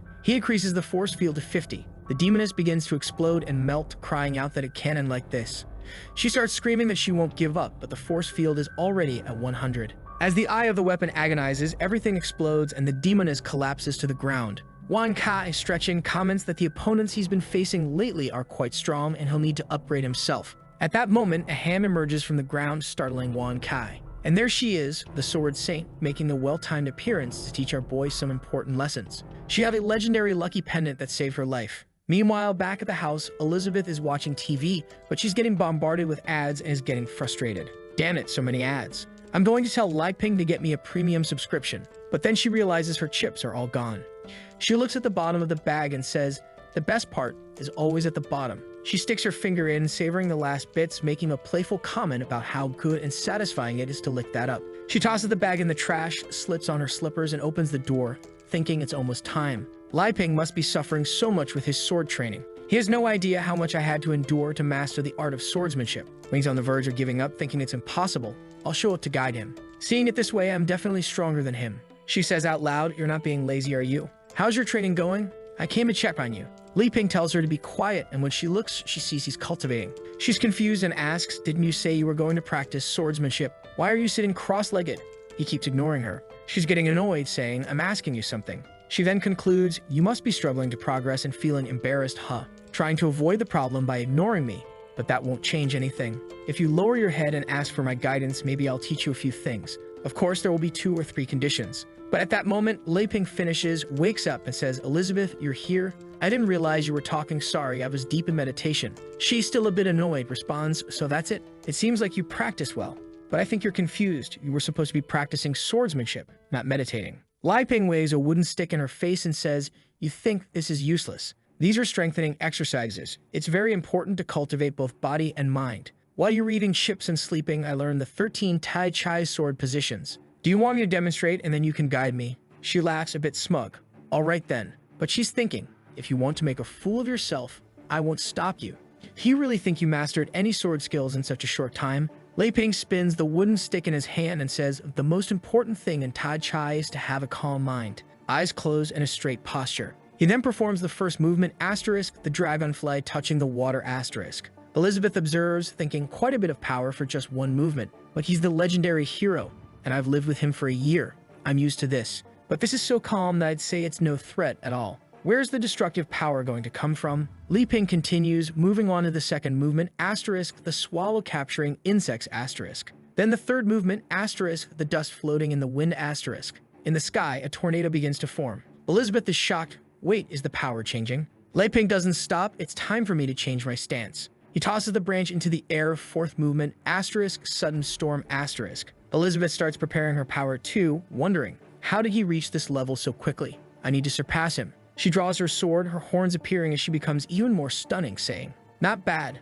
Let me guide you a bit." Li Ping continues, fifth movement, asterisk, the blue dragon out of water, asterisk. A dragon actually emerges from the water. Elizabeth activates the asterisk demonic sword of destruction, asterisk, summoning a dragon and sending it to clash with his. The dragons collide and Elizabeth's dragon is destroyed. In the sky, all that remains is a peaceful blue. Elizabeth, seething with anger, mutters, "Damn it, this makes no sense. Why am I so much weaker than you?" Li Ping continues, "When you're calm, your mind lacks nothing. When you're still, you're at peace. Every movement must be calm regardless of the events that occur. Only then can you understand the true essence of Tai Chi." He lightly touches the water on the ground, activating the eighth movement, asterisk, the moon on the water, asterisk. It's literally that, a moon reflected in the water. A well-explained name. Thanks. Everything starts to explode and Elizabeth yells, "Li Ping, you sneaky little. You're pretending to be weak just to pull this on me again. But fine, if it's about swordsmanship, I'm not going to lose to you." The moon continues to grow and she declares that it's time to get serious, no more holding back. But as her feet lift off the ground, she starts floating, realizing this bastard is trying to use gravity to finish me off. I won't let him. She then notices that the entire landscape has changed. She's now standing on top of a moon he created. Li Ping, still with his eyes closed, continues. As the Tai Chi's sword movements progress, the mind becomes calm and vast. And so you begin to understand the mysteries of nature. Ninth movement, asterisk meteors striking the moon asterisk. A shower of meteors is coming and Elizabeth thinks, damn it, each one of these is as powerful as my destructive magic, and there are so many of them. As the meteors approach, she shifts into her asterisk demonetization form asterisk, saying it's my fault for underestimating his swordsmanship. But then she slices the moon in half, and the meteor shower is about to collide. She shouts, he's wrong if he thinks he's better than me, and starts cutting through all the meteors. She then charges toward Li Ping, who's still in cultivation mode. She screams, my swordsmanship is the strongest in history, and unleashes a powerful slash right at him, slicing him in half as he dissipates. The entire moon is torn apart. She suddenly feels a pang of fear, thinking, wait, I was driven by the desire to defeat him. I didn't accidentally kill him, did I? However, a new Li Ping appears in the sky, calmly saying, in the vast emptiness, be sincere and calm. She looks up bewildered, wondering what's going on. Li Ping continues, the state of mind is expansive. This is the embodiment of Tai Chi as a part of nature. And do you remember that the last chapter ended with our warrior Li Ping fighting against the Demon Queen? He was calm, saying that in the vastness of the void it is necessary to be sincere, and she looked up, asking what that was. But Li Ping just said that the mind needs to be calm and stay connected to nature. With that, he used the 10th movement of holding the moon and reconstructed everything she had destroyed. Elizabeth became even angrier for worrying about his safety, even if just for a second. However, she decided she would use this chance to finish him off for good. And with that, she cast an aura to the heavens, activating all her magical power. She faced Li Ping and said she could do everything he could do. However, calmly he just threw the moon upward and warned that in the final movement, a form is cultivated without the use of swords. Activating the 11th movement, the awakening of the sword, 3 clones of him appeared. Elizabeth laughed, saying she would entertain this clone technique and began summoning a bunch of extremely dangerous things to this channel. However, Li Ping continued cultivating, saying that all things merge into one. But Elizabeth's clones told him to stop running away, and they all attacked at the same time. Yet she soon noticed that none of the attacks seemed to have hit. He was standing there on top of a yin-yang, and Elizabeth became furious, realizing he was unreachable in that state. Li Ping only said that when you meditate, your mind naturally opens. But she said that just because the attack didn't reach him doesn't mean she couldn't do anything. And with that, she sent a giant barrage of attacks in his direction, saying he would experience the most powerful blow ever created by this Demon Queen. However, Li Ping activated the 12th movement, 3 lives give rise to all. With that, the entire planet above him exploded as the blade created by Elizabeth approached. She saw her entire attack disintegrate upon contact with the universe he created. That had been the strongest blow she had created in her entire life. However, it was easily turned into dust. That whole universe was seen in a drop that dripped on a leaf where the two now stood. For a moment, she touched the water, and that's when Elizabeth realized she was facing Li Ping. She said that everything she had been practicing all this time was not enough. Our poet said that the mind walks through time until it returns to where it came from, and that's where it finds peace. Elizabeth became even angrier that he was trying to give her a lesson. However, suddenly, she changed and said it was okay. After seeing the vastness of the universe, she really felt calm. Perhaps leaving her swordsmanship behind and accepting the instruments he possesses was the right way. Suddenly, her hand seemed to touch a strange barrier, and Li Ping said that the last movement was coming. Elizabeth said that beyond time and space, she also has a movement without a sword. She realized she would have to break the rules of the world to kill him. She went for the final attack, saying that now is his end, so nothing that happened matters. As soon as she dies, she will have no reason to continue in this world. But in the end, it was she who defeated him. However, Li Ping only said the last movement, slowly raised his hand, activated the 13th movement where one is all, and stopped her attack before it reached him.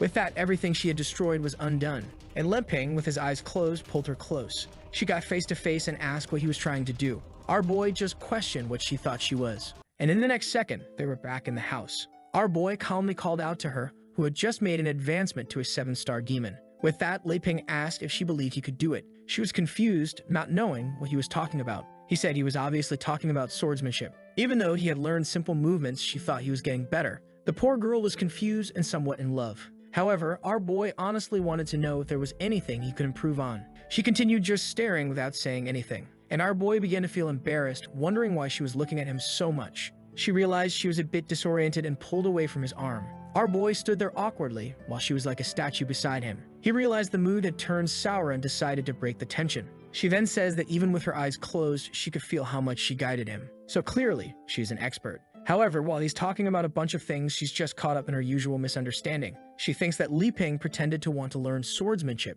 just to help her evolve. First, he expanded her senses and then put her in a desperate situation. After pushing her to a limit she never imagined, he brought her back to the beginning and then she evolved. She tells herself she was foolish when she really thought she could ever defeat him someday. Clearly, he's not interested in fighting for fun and doesn't want to risk destroying this entire world either. If that's the case, there can only be one reason he's still helping her. My goodness, even the author decided to ban this here. She's certain that our boy's plan is to make the strongest baby in this world. Li Ping is trying to talk to her, but she can't pay attention to anything.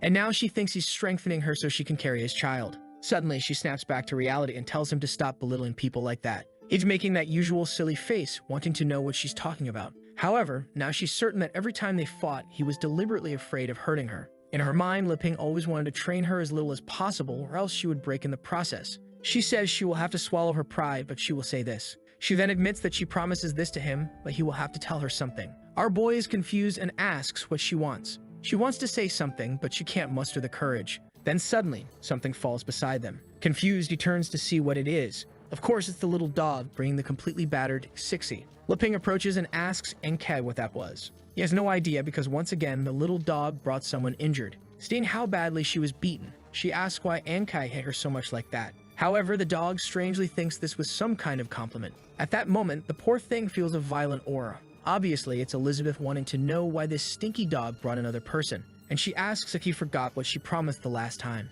Meanwhile, the sword is flying around, and the Alpha appears in the middle of some distant garden. He's exhausted because he fled in fear for over 30 kilometers. The poor guy just woke up, and this situation is far beyond his comprehension. The hero of legends not only went against the script, but is also having a wrong relationship with the Demon Queen. Moreover, everything that damn Li Ping builds is much stronger than he is. In that house, he's just a piece of scrap metal, so what does his existence mean? Why is he only being used to chop wood, and what was the intention of whoever put him in this world? However, he is determined to rediscover the meaning of his existence to regain his confidence, when suddenly, someone asks for help. He turns around startled, asking who it is. It's the girl from the demon burial, battered on the ground. The Alpha quickly realizes that she is a spiritual weapon. He approaches and asks what happened and where her real body is. She says it was destroyed by a bad guy and begs for help. The Alpha is moved, seeing that not only is she wonderful, but she also needs him. She agonizes, saying she won't last long and needs to act quickly. The Alpha asks what she wants him to do since it won't be possible to find his spiritual body so quickly. She says the best solution would be to temporarily enter his body. The Alpha agrees, thinking that he really has enough energy to sustain her for a while. And at that moment, the Evil One thinks she managed to deceive him. However, the Alpha starts laughing in her face, leaving her confused. And then he asks if she really thinks he doesn't know what she's planning. At that moment, she thinks that even though she's tired, she'll have to force this weak guy. Feeling full of himself, he says that it seems she knows he is the legendary sacred weapon called Alpha. The boy is all emotional, just got abandoned, but has already found someone who needs him. He then extends his hand and says that since it's her, he sees a possibility. If it were anyone else, he would refuse. The woman thinks she really found the biggest idiot of all, but later she'll just replace him with someone better. She then starts to get up and with all of her charm, asks him to come closer. He approaches and asks what it is, and here comes the little hand. She brings him closer to her face and tells him to look deep into her eyes. He clearly doesn't have that much courage and asks what the next step is. She tells him to look straight into his own eye, and with that, he apologizes awkwardly. He then says that no matter the resentment he carries, she will help resolve it. And with that, a strange hypnosis begins to move towards him. The Alpha wonders what his resentment is. Then, under hypnosis, he says that the problem is that he's been losing the meaning of his own existence. She replies that if that's the case, he should just hand over his body, and she'll take care of any problems. With that, she jumps and starts to invade his body. The Alpha begins to stand up with her aura. And now, under her control, he says that she will finally get the revenge she wants. She just finds it strange that this body seems very weak for someone who claimed to be a sacred sword. But whatever, since the resentment he carried was indeed very strong. Now she's going to avoid that dog and find a way to finish off Elizabeth once and for all. The scene shifts to someone waking up and seeing Elizabeth. Of course, it's Chi-Chi, who is now going to suffer at the hands of the Queen. As soon as she wakes up, Elizabeth is already there staring at her. Chi-Chi asks who she is and why she was saved. But the Queen just says that she's not in a position to be asking questions. She then leans on the bed and tells her to listen. She came to give a warning to the already frightened girl. She warns that she was the first to arrive here and anything in this house belongs to her, including the guy who lives here. Chi-Chi is all confused and just says she understands. Moreover, she can't figure out if she's weak or if this person really has such a strong aura. Suddenly, someone opens the door. It's dear Li Ping, who brought some soup. That's when he notices that the girl is already awake and sees a scene that he clearly misinterprets. The poor guy is all embarrassed, not knowing what's going on, and starts to close the door without saying much. A little later in the living room, Li Ping tells her to stay there while she recovers from her injuries. Then he asks what happened and how she ended up like that. She says she was chasing a traitor from the Black Guild. For now, she believes the best option is to hide her name. Li Ping is just wondering why there's yet another case involving the Black Guild. Elizabeth questions if she's sure because this guild seems to have disappeared recently. Meanwhile, she thinks that if she sees that damn Amelia, she'll beat her up because these guys were supposed to be gone. Chichi then says her name and mentions that the Black Guild is very active at the moment. Li Ping introduces himself and says that recently he's been trying to become a hero to destroy the Black Guild as well. He introduces Elizabeth as Xiao Bai and says she's the roommate. The girl seems to understand something wrong, but Elizabeth just wants to know if she has anything else to say. Li Ping says that although Elizabeth seems angry, she helped the girl change clothes and even healed her wounds. Chichi is impressed that apparently it was Elizabeth who used magic on her, which is strange because to heal those wounds, one would have to be stronger than the leader of the Elven clan. She soon notices that Elizabeth has a pointy ear. Knowing about the aura in this event, she's already sure that this woman is special. Li Ping says that magic is something very powerful, and he feels envious of his friend. With that, Chichi says that their house has many strange things and asks if they've lived there for a long time. Li Ping politely says yes, but Elizabeth just wants to know why the girl is asking so many questions. To her, the two got completely different auras, one very kind and one very evil. She's talked to many powerful people, but this is the first time she can't get an idea of the strength of the two in front of her. At that, Elizabeth says that if she's already recovered, she can leave and stop dirtying this house. Chichi is confused by this business of being dirty, but Li Ping tells her to calm down because the girl just woke up. Annoyed, she turns away saying he can do whatever he wants then. But Chichi quickly stands up and apologizes for bothering them. She talks about someone she has to return to and finish the job. Otherwise, the entire continent will remain in danger. She makes a hand gesture, telling her sword to emerge, but nothing happens and the two just stare at her. Looking puzzled, Li Ping asks what's going on. She keeps insisting, telling her sword to emerge, but suddenly her finger gives a shock and she falls backward. She finds it confusing and says she can't remember a single sword formation. Elizabeth says she lost her abilities by creating impurities when she forced her body where it shouldn't have gone. A confused Li Ping asks what this business of impurities is, and Chichi says that to defeat the Black Guild, she signed a contract with the Sea of Darkness. Looking puzzled once again, Li Ping has no idea what that is, and Elizabeth says it's just a bunch of trash and that it has a little connection to both of them. However, the girl admits that all of this really is her fault for not resisting temptation. Li Ping says that if she doesn't mind, she can stay there and learn swordsmanship with the two of them who are also training. But immediately, Elizabeth warns that she hasn't agreed to teach anyone else. Li Ping apologizes and says he thought Elizabeth was interested in destroying the Black Guild. Once again, Chichi stands up and says it doesn't matter. She'll leave so as not to bother them anymore and thanks them once again for saving her. Li Ping says she must be hungry, and he made some instant noodles just for her to eat. The thing is there on the table, exuding an aura and full of energy. However, she just thanks him for his kindness and says that unfortunately, she needs to calm down before doing anything. And with that, she starts heading for the door. Li Ping, seeing that she's determined, tells her to be careful because there are many dangers around. With that, Elizabeth steals the noodles he made and says that the girl is really smart to realize that only she deserves to eat this. However, Li Ping says the girl got hurt fighting the Black Guild, so why doesn't she want to help her? Elizabeth turns away and says she won't get involved and he can do whatever he wants. Outside, Chichi is sitting on the grass, remembering the fight. She remembers when the demon delivered the final cut. All she could see was the attack coming toward her, and in the next second,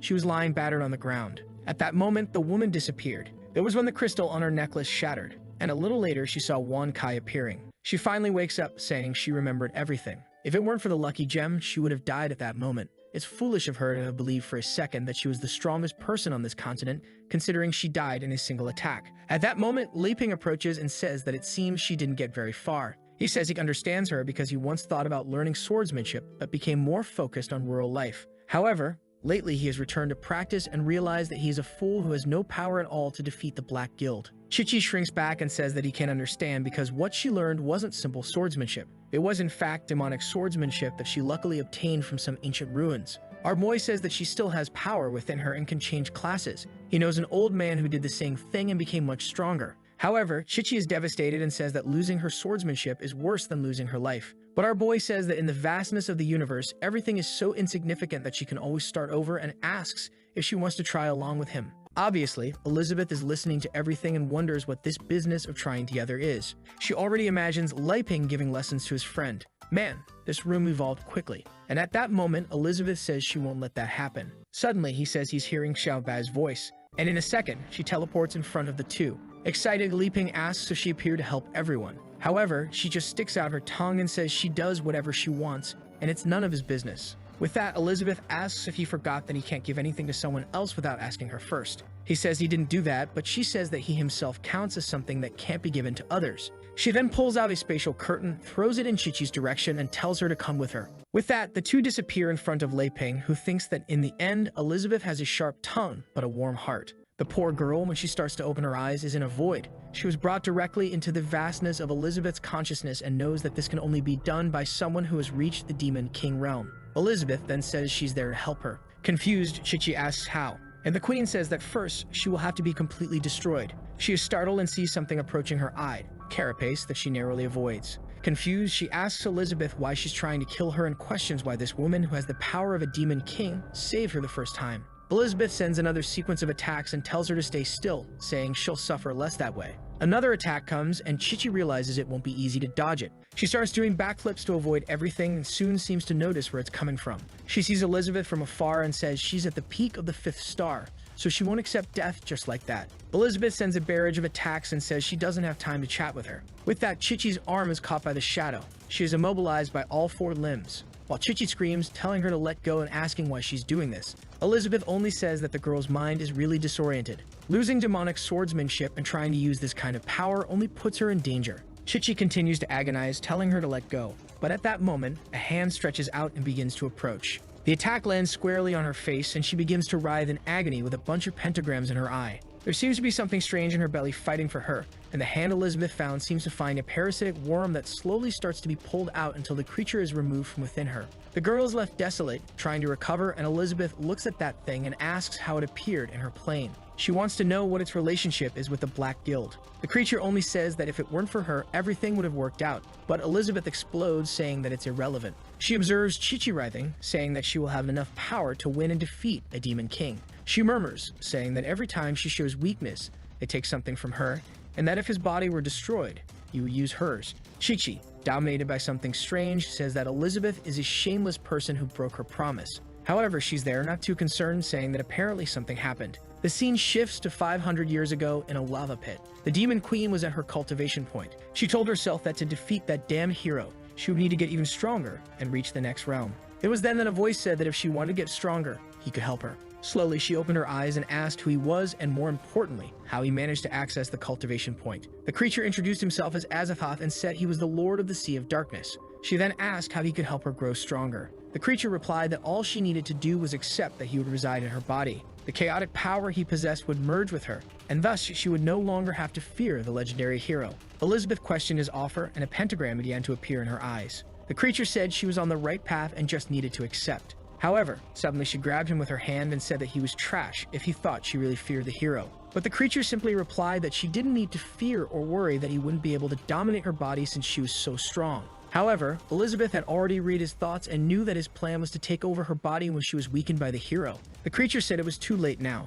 She had come into contact with the spiritual sea, and the contract had been formed. If she refused the union, things could get worse for her. But she just threw him aside and said she had already absorbed chaotic energy long ago, and that the energy he offered could only convince someone weak. With that, she threw him aside into the lava. Back to the situation with the possessed Qiqi. She launched an attack telling Elizabeth to die, but Elizabeth easily activated an impenetrable barrier that blocked all the energy. The creature wondered how it could be so difficult to defeat that woman. However, Elizabeth simply responded that the swordsmanship she was using was created by her, so it's obvious she knows all its weaknesses. Moreover, the title of the strongest swordsmanship no longer belongs to her. The monster couldn't understand, especially since he was already a 2-star demonic creature, so this shouldn't be happening. Elizabeth just said he was like a frog in a well, someone who believes they are strong simply because they don't know the vastness of the world. Suddenly, the creature placed its hands on the ground and tried to retreat, telling her to wait. For now, she might not be able to overcome this, but soon she would unlock the seal on her body. The creature tried to free itself, saying that hand was in the way.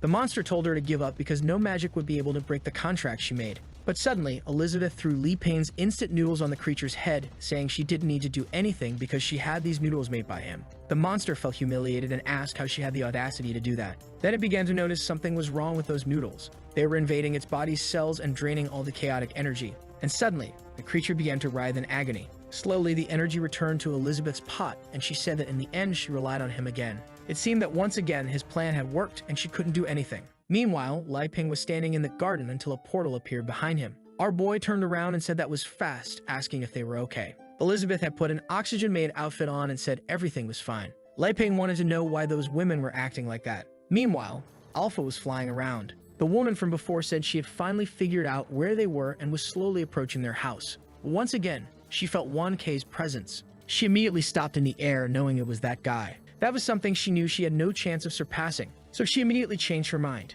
However, the poor little dog had been beaten by Elizabeth for bringing Chichi, and he remembered the blow he took from her transformed. That's why he had to stay on the ground all the time to fix himself. The demoness couldn't understand how this dog seemed to be everywhere around this house. She decided to try again from another direction to avoid his presence. But once again, he was there too. She ran to try and find another alternative, and an hour later, she was making moves everywhere, trying to figure out how he was always where she went. She was already certain that she had been discovered, and this dog was toying with her. With that, she transformed into Alpha and said that if she didn't defeat this dog, she wouldn't be able to see that person. She ran towards him, saying he could kill her, but he couldn't humiliate her like this. Alpha began scanning her approach. She prepared a dark attack, saying she would finally end this. He identified Alpha as a master's item with a danger rank of D. He immediately activated whitelist mode, went behind her, and pulled out a stick, stretching it out with a welcome back sign. Obviously, he stopped confused in front of the dog, who asked how this was his home. But Wan Kai just gave a little paw and pointed to the house. With that, he approached the two,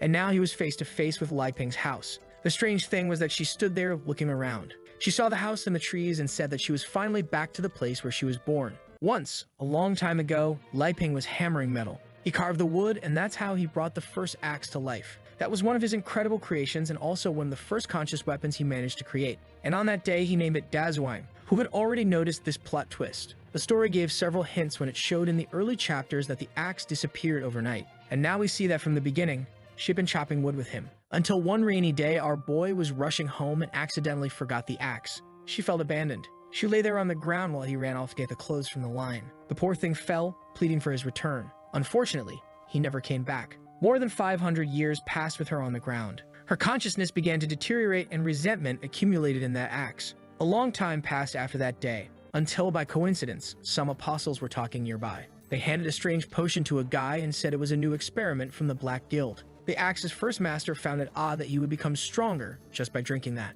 But he wasn't afraid, so he consumed it immediately. His body began to tremble and he felt something strange. The gear that appeared on his chest seemed to greatly increase his power. The Dezhuang axe was still abandoned on the ground and its energy began to be absorbed. They all noticed something strange and looked to the side. Suddenly, the apostles in front of him exploded. Sweet and cold, he wanted to know how everyone had been killed so quickly. He approached the axe on the ground, which commanded him to kneel. He obeyed immediately and asked who that was. That's when Dezhuang appeared and introduced herself as a demonic burial. Back at the house, she was furious. She had been abandoned for over 500 years, so why was she feeling nostalgic? That's when the door started to open. She was in shock when she saw it. It was Li Ping, who was heading out to chop wood. But then he saw Alpha and said that it seemed like he was back. Dezhuang thought he was talking to her. But Li Ping called Alpha by name and said it was time for them to cut wood. At that moment, she was furious, thinking this so-called Alpha had apparently taken her place. Our boy grabbed the sword's scabbard and told him to say something. Since Alpha didn't respond, he said he would start working soon.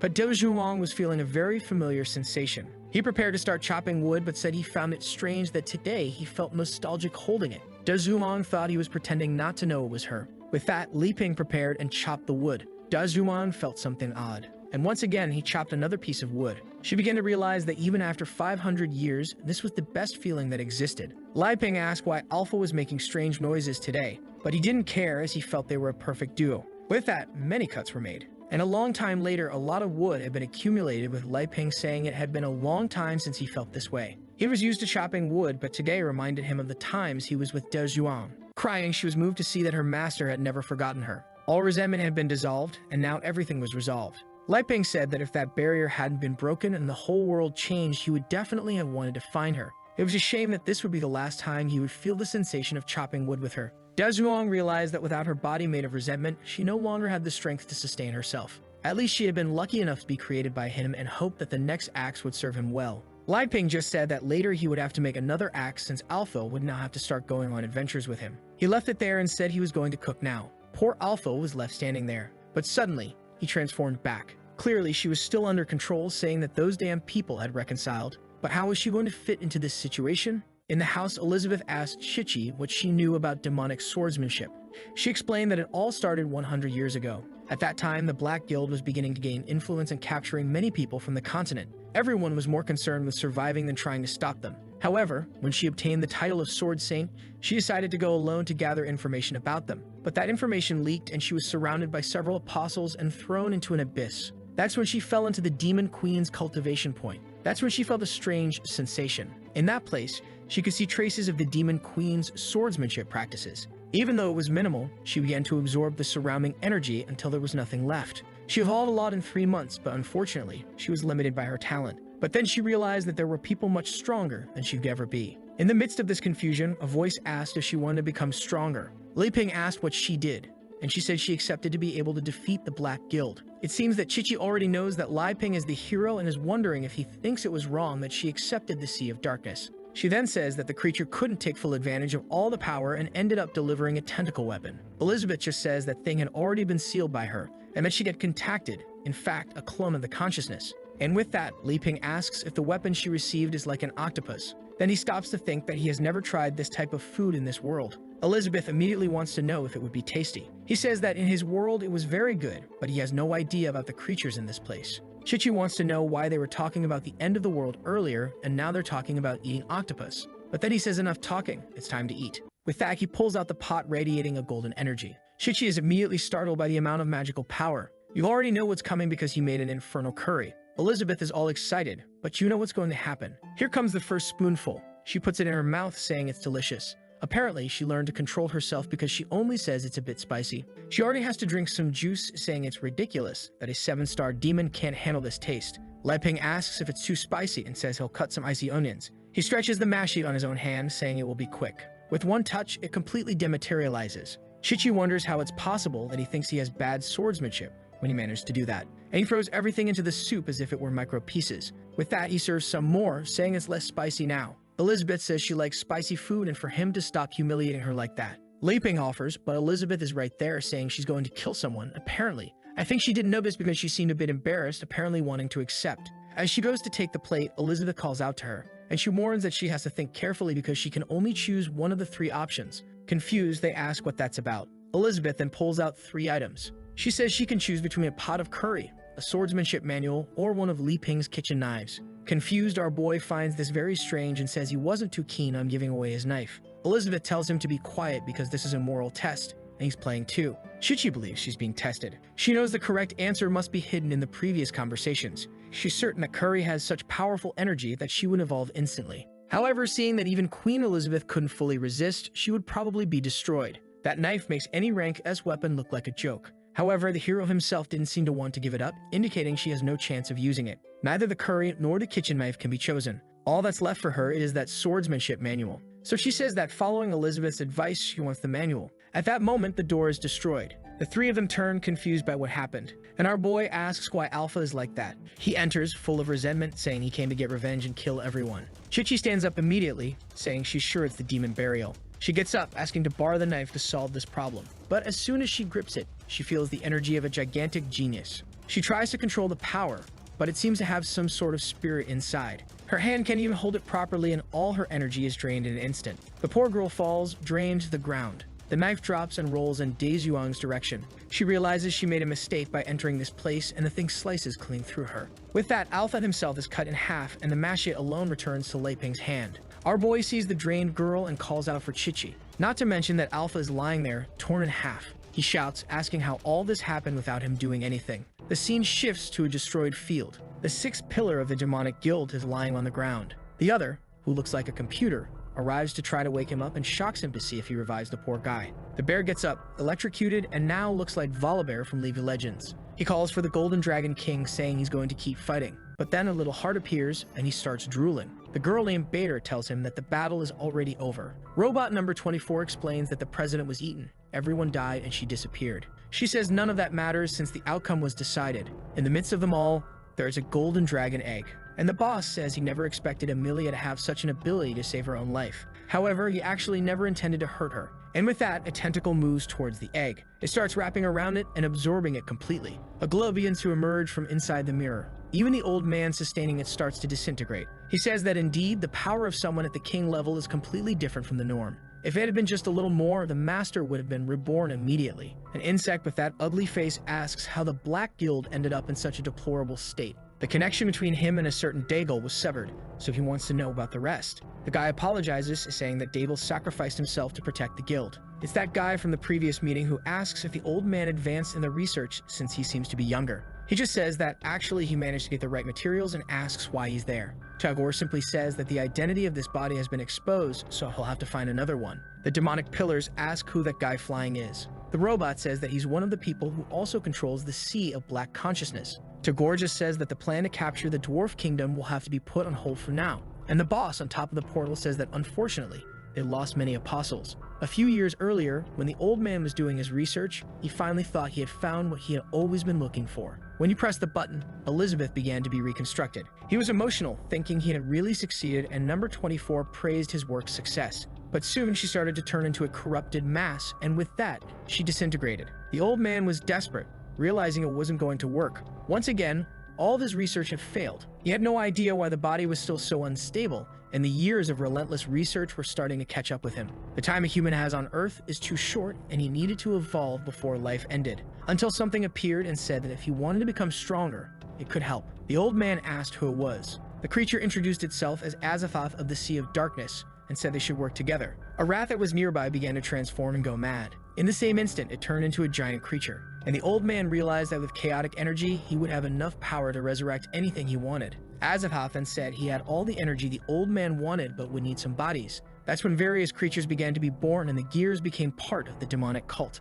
It didn't take long before hundreds of thousands of creatures were incubated. Azathoth asked the old man why he didn't accept the demonic energy as well. The old man said he wasn't interested since his only plan was to resurrect Elizabeth and not to become stronger. The creature said that was fine, he would take over that place for a while. He realized that damn Malfoy was very cautious and that the plans wouldn't work on him. That's when he handed over the tentacles, which were another part of his consciousness that would take care of that place. Malfoy said it was okay and would make him an apostle. Azathoth smiled, and that's when another part of his plan began. Back to the present. Azathoth asks how long it will take to reconstruct the sovereign body he had. Malfoy says it will take a long time, especially since this entire place is now destroyed. But Azathoth tells him to stop lying because he knows he can build a demon king in minutes and asks why he doesn't hand over that Elizabeth clone. But the old man says that if he mentions that again, he'll be killed on the spot. The subordinates immediately kneel, wondering if this is the true power of the president. Azathoth says he doesn't need to be so serious and that he was just joking, while thinking that Malfoy is extremely dangerous,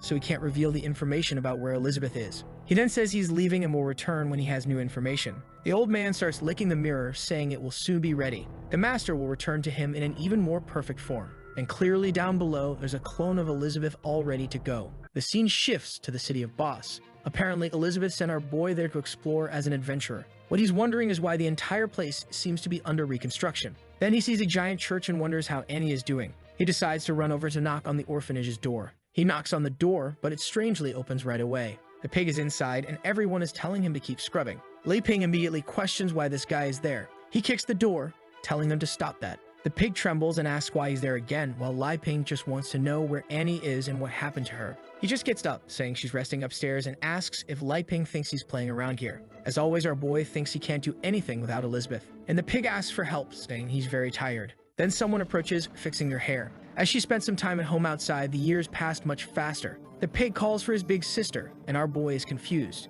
He immediately runs to her, telling her not to worry and that she can rest. He tells her to look at the floor that he cleaned with all his care. Annie thanks him, saying that as always they are working hard for the church, and the monsters are really all focused. Lei Ping then realizes he was called to help clean, but then Annie asks what Lei Ping is doing there. A while later, she serves tea, and he says she's grown a lot.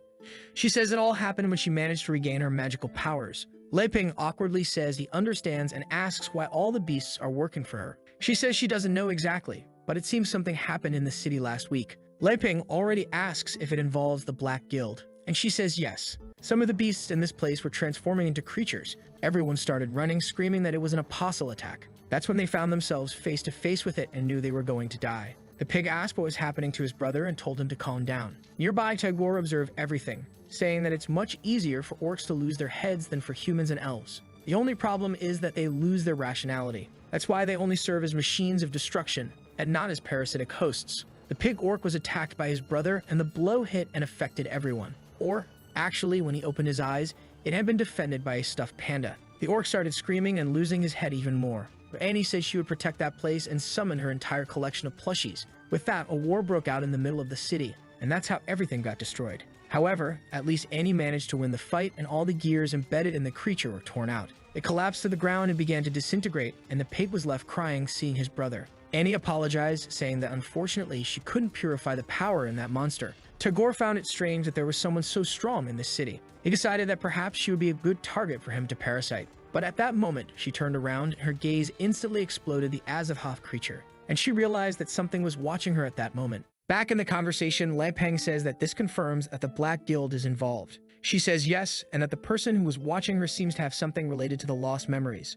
Lampang tells her not to worry, that all of this will return, and he's just there to ask if she has any psychological trauma and to see how she's doing. She says that since he helped her recover, she has remained stable. And just as Elizabeth said, she will use her bloodline to contribute to the peace of this world. Lampang smiles and says that indeed, the best option was to leave everything to her. He says it's a shame, but Elizabeth doesn't actually care that much about the peace of this place, and as someone who doesn't understand magic, he can't help much. Perhaps if the world really needed the so-called legendary hero, everything would become a mess. Annie starts trembling and asks what he means by that because in her view, she believes that Lampang is too strong to use his power, and that if he had to do something, the entire planet would be wiped out and he would have to rebuild the world from scratch. She thinks this is a warning that if they don't resolve this, everyone will die. But Lai just smiles and says that if Elizabeth approves of the girl and she has potential. Trembling, she says she understands and will do her best, believing that he trusts her so much because that day, he showed her a bit of his power. The problem is that she is still far from being able to control it.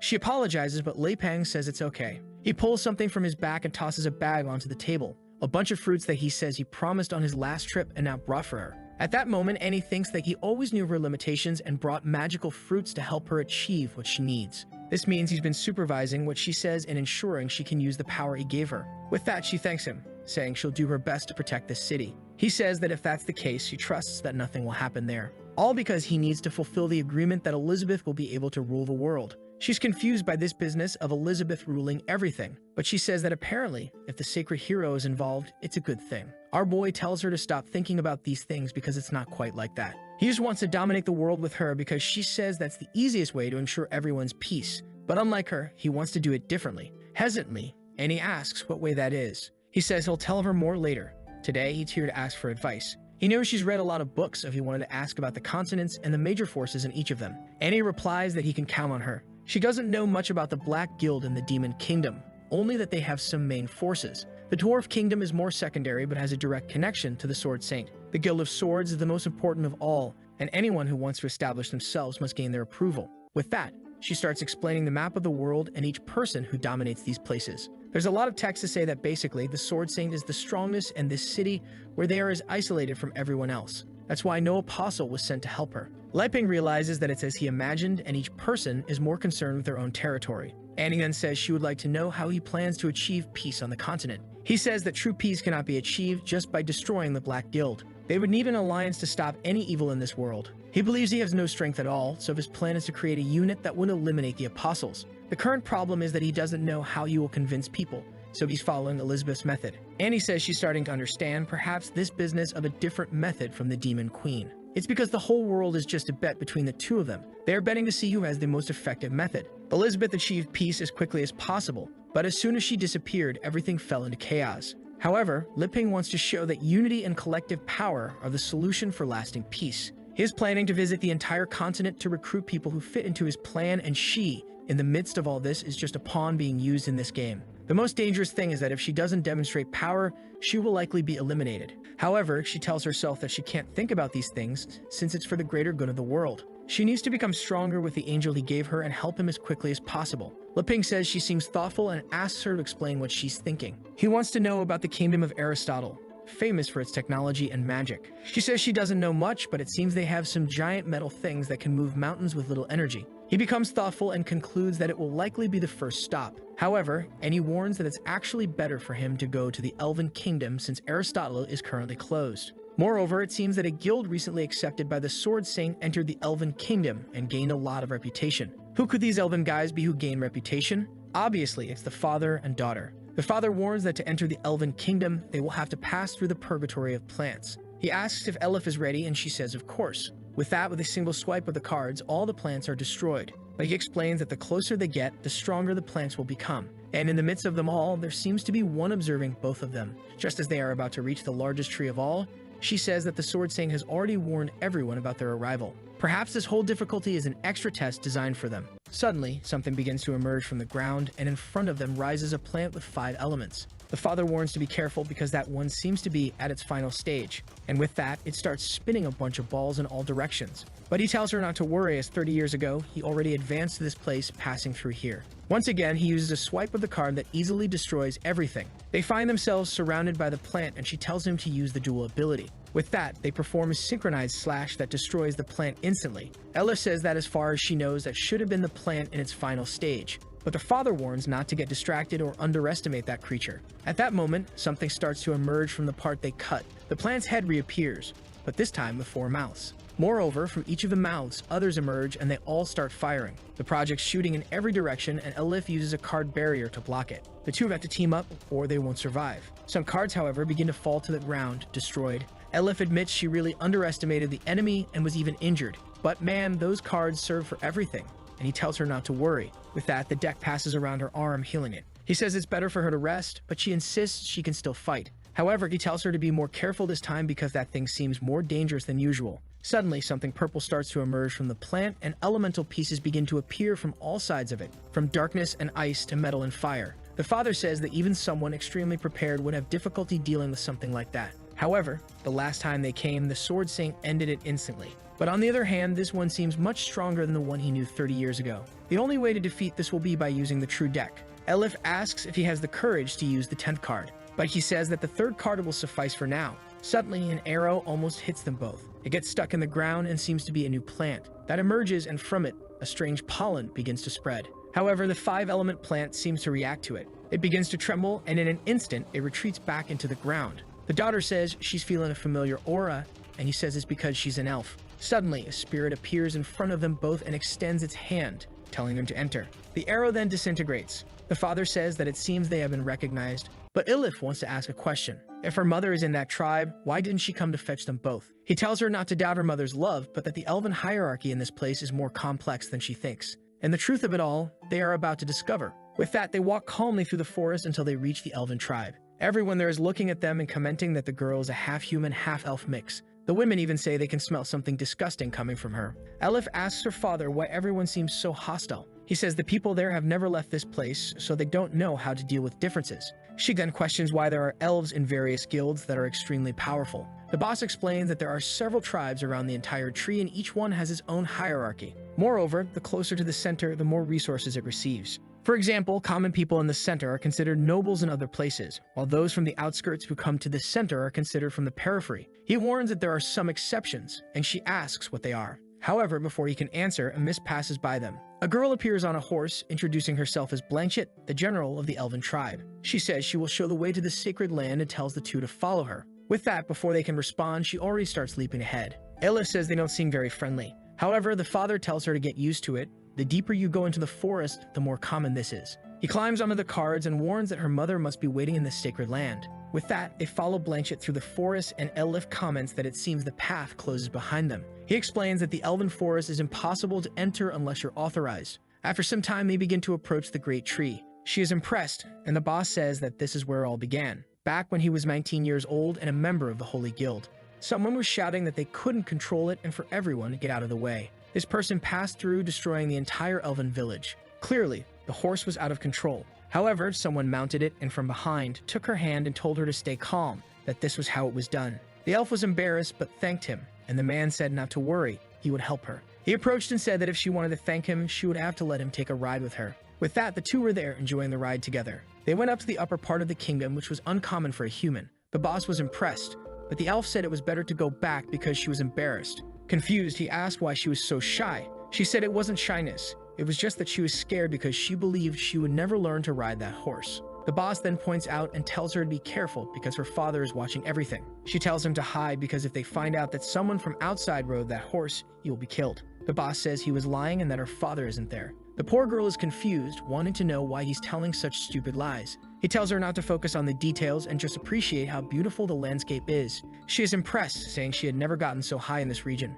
He says that if that's the case, they should have a little more fun, and with that, they start climbing to the top of the tree. Up there, he gets on the horse's back and invites the girl to do a Titanic. She gets all excited for a second, and then immediately blushes. Wow, that was a quick romance. They even stay watching the stars with the horse there beside them. He told her not to worry that the officials would be out of the city for another 3 or 5 days. She said that his aura felt so tranquil and calm that it made her want to see the other side of this world too. The boss said that if that's the case, they could go out together, as he knows several places. She got excited, asking if she could really go with him. He said yes, but reminded her that as an elite elf, her life would be much better in this place. But she said that life there was no different from being shackled. It seems that some kind of election is coming, and to gain the support of one of her uncles, her father is going to give her away to him. The boss said he understood, and indeed losing freedom was the worst thing. He would get a teleport scroll the next day, and they would both flee this place. She said she lived a simple life, and that was really all she wanted. And with that, they shared a kiss.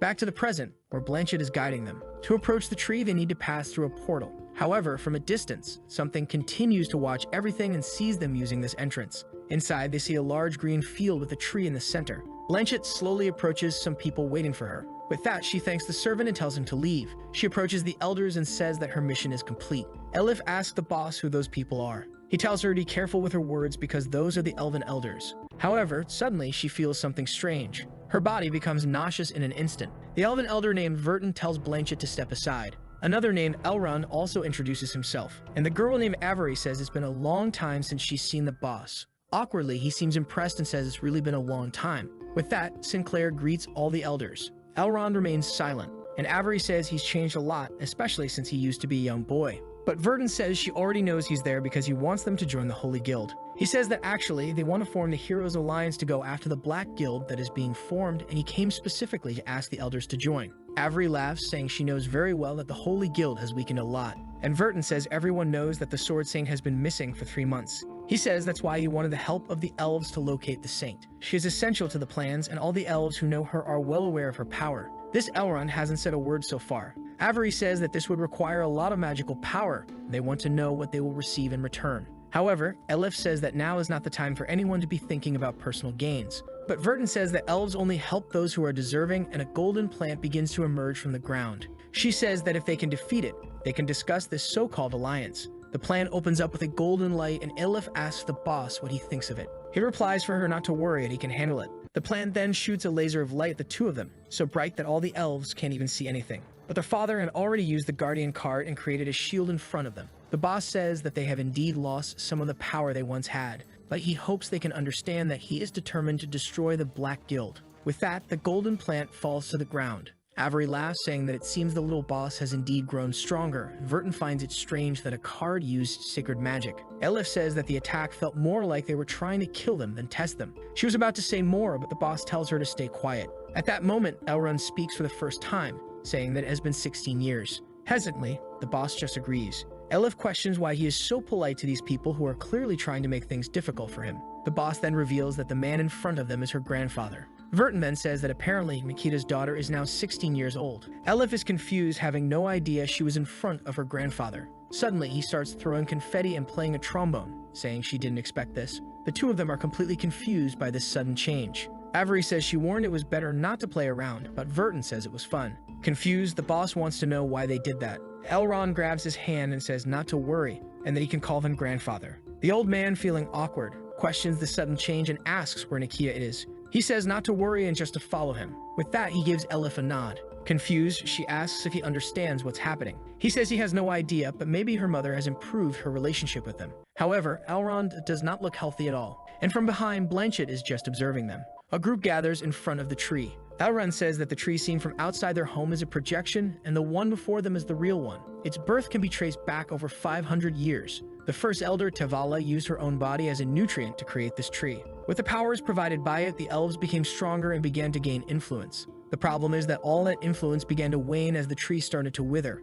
As a result, many elves began to flee and join people from outside this place. That is why they prohibit marriages between elite elves and outsiders, to prevent the natural talent provided by the tree from being lost. And that was the reason he opposed Nikita's relationship with the boss. But now he's going to show the true home of the elves, something not even the Sword Saint knows about. The boss, confused, asks what he's talking about. Elrond raises his arm and activates a magical removal. Elif instantly feels the same nausea as before, and the illusion that the tree was well-nourished begins to fade. The true form of the divine tree, with several elves trapped in it, is revealed. Elif covers her mouth, unable to even look at it. The boss asks why it looks like Nikita is in the middle of it. Elrond says that she became a nutrient to keep the tribe alive, and in the middle, they can see the completely withered face of the man's wife. The boss starts screaming, calling out for Nikita. He grabs Elrond and asks how he had the nerve to bring her back just to turn her into a pile of nutrients, calling him a selfish demon and demanding that he bring her back. Elrond remains silent, with spit all over his face, and then tells Vertin and Avery that the time has come.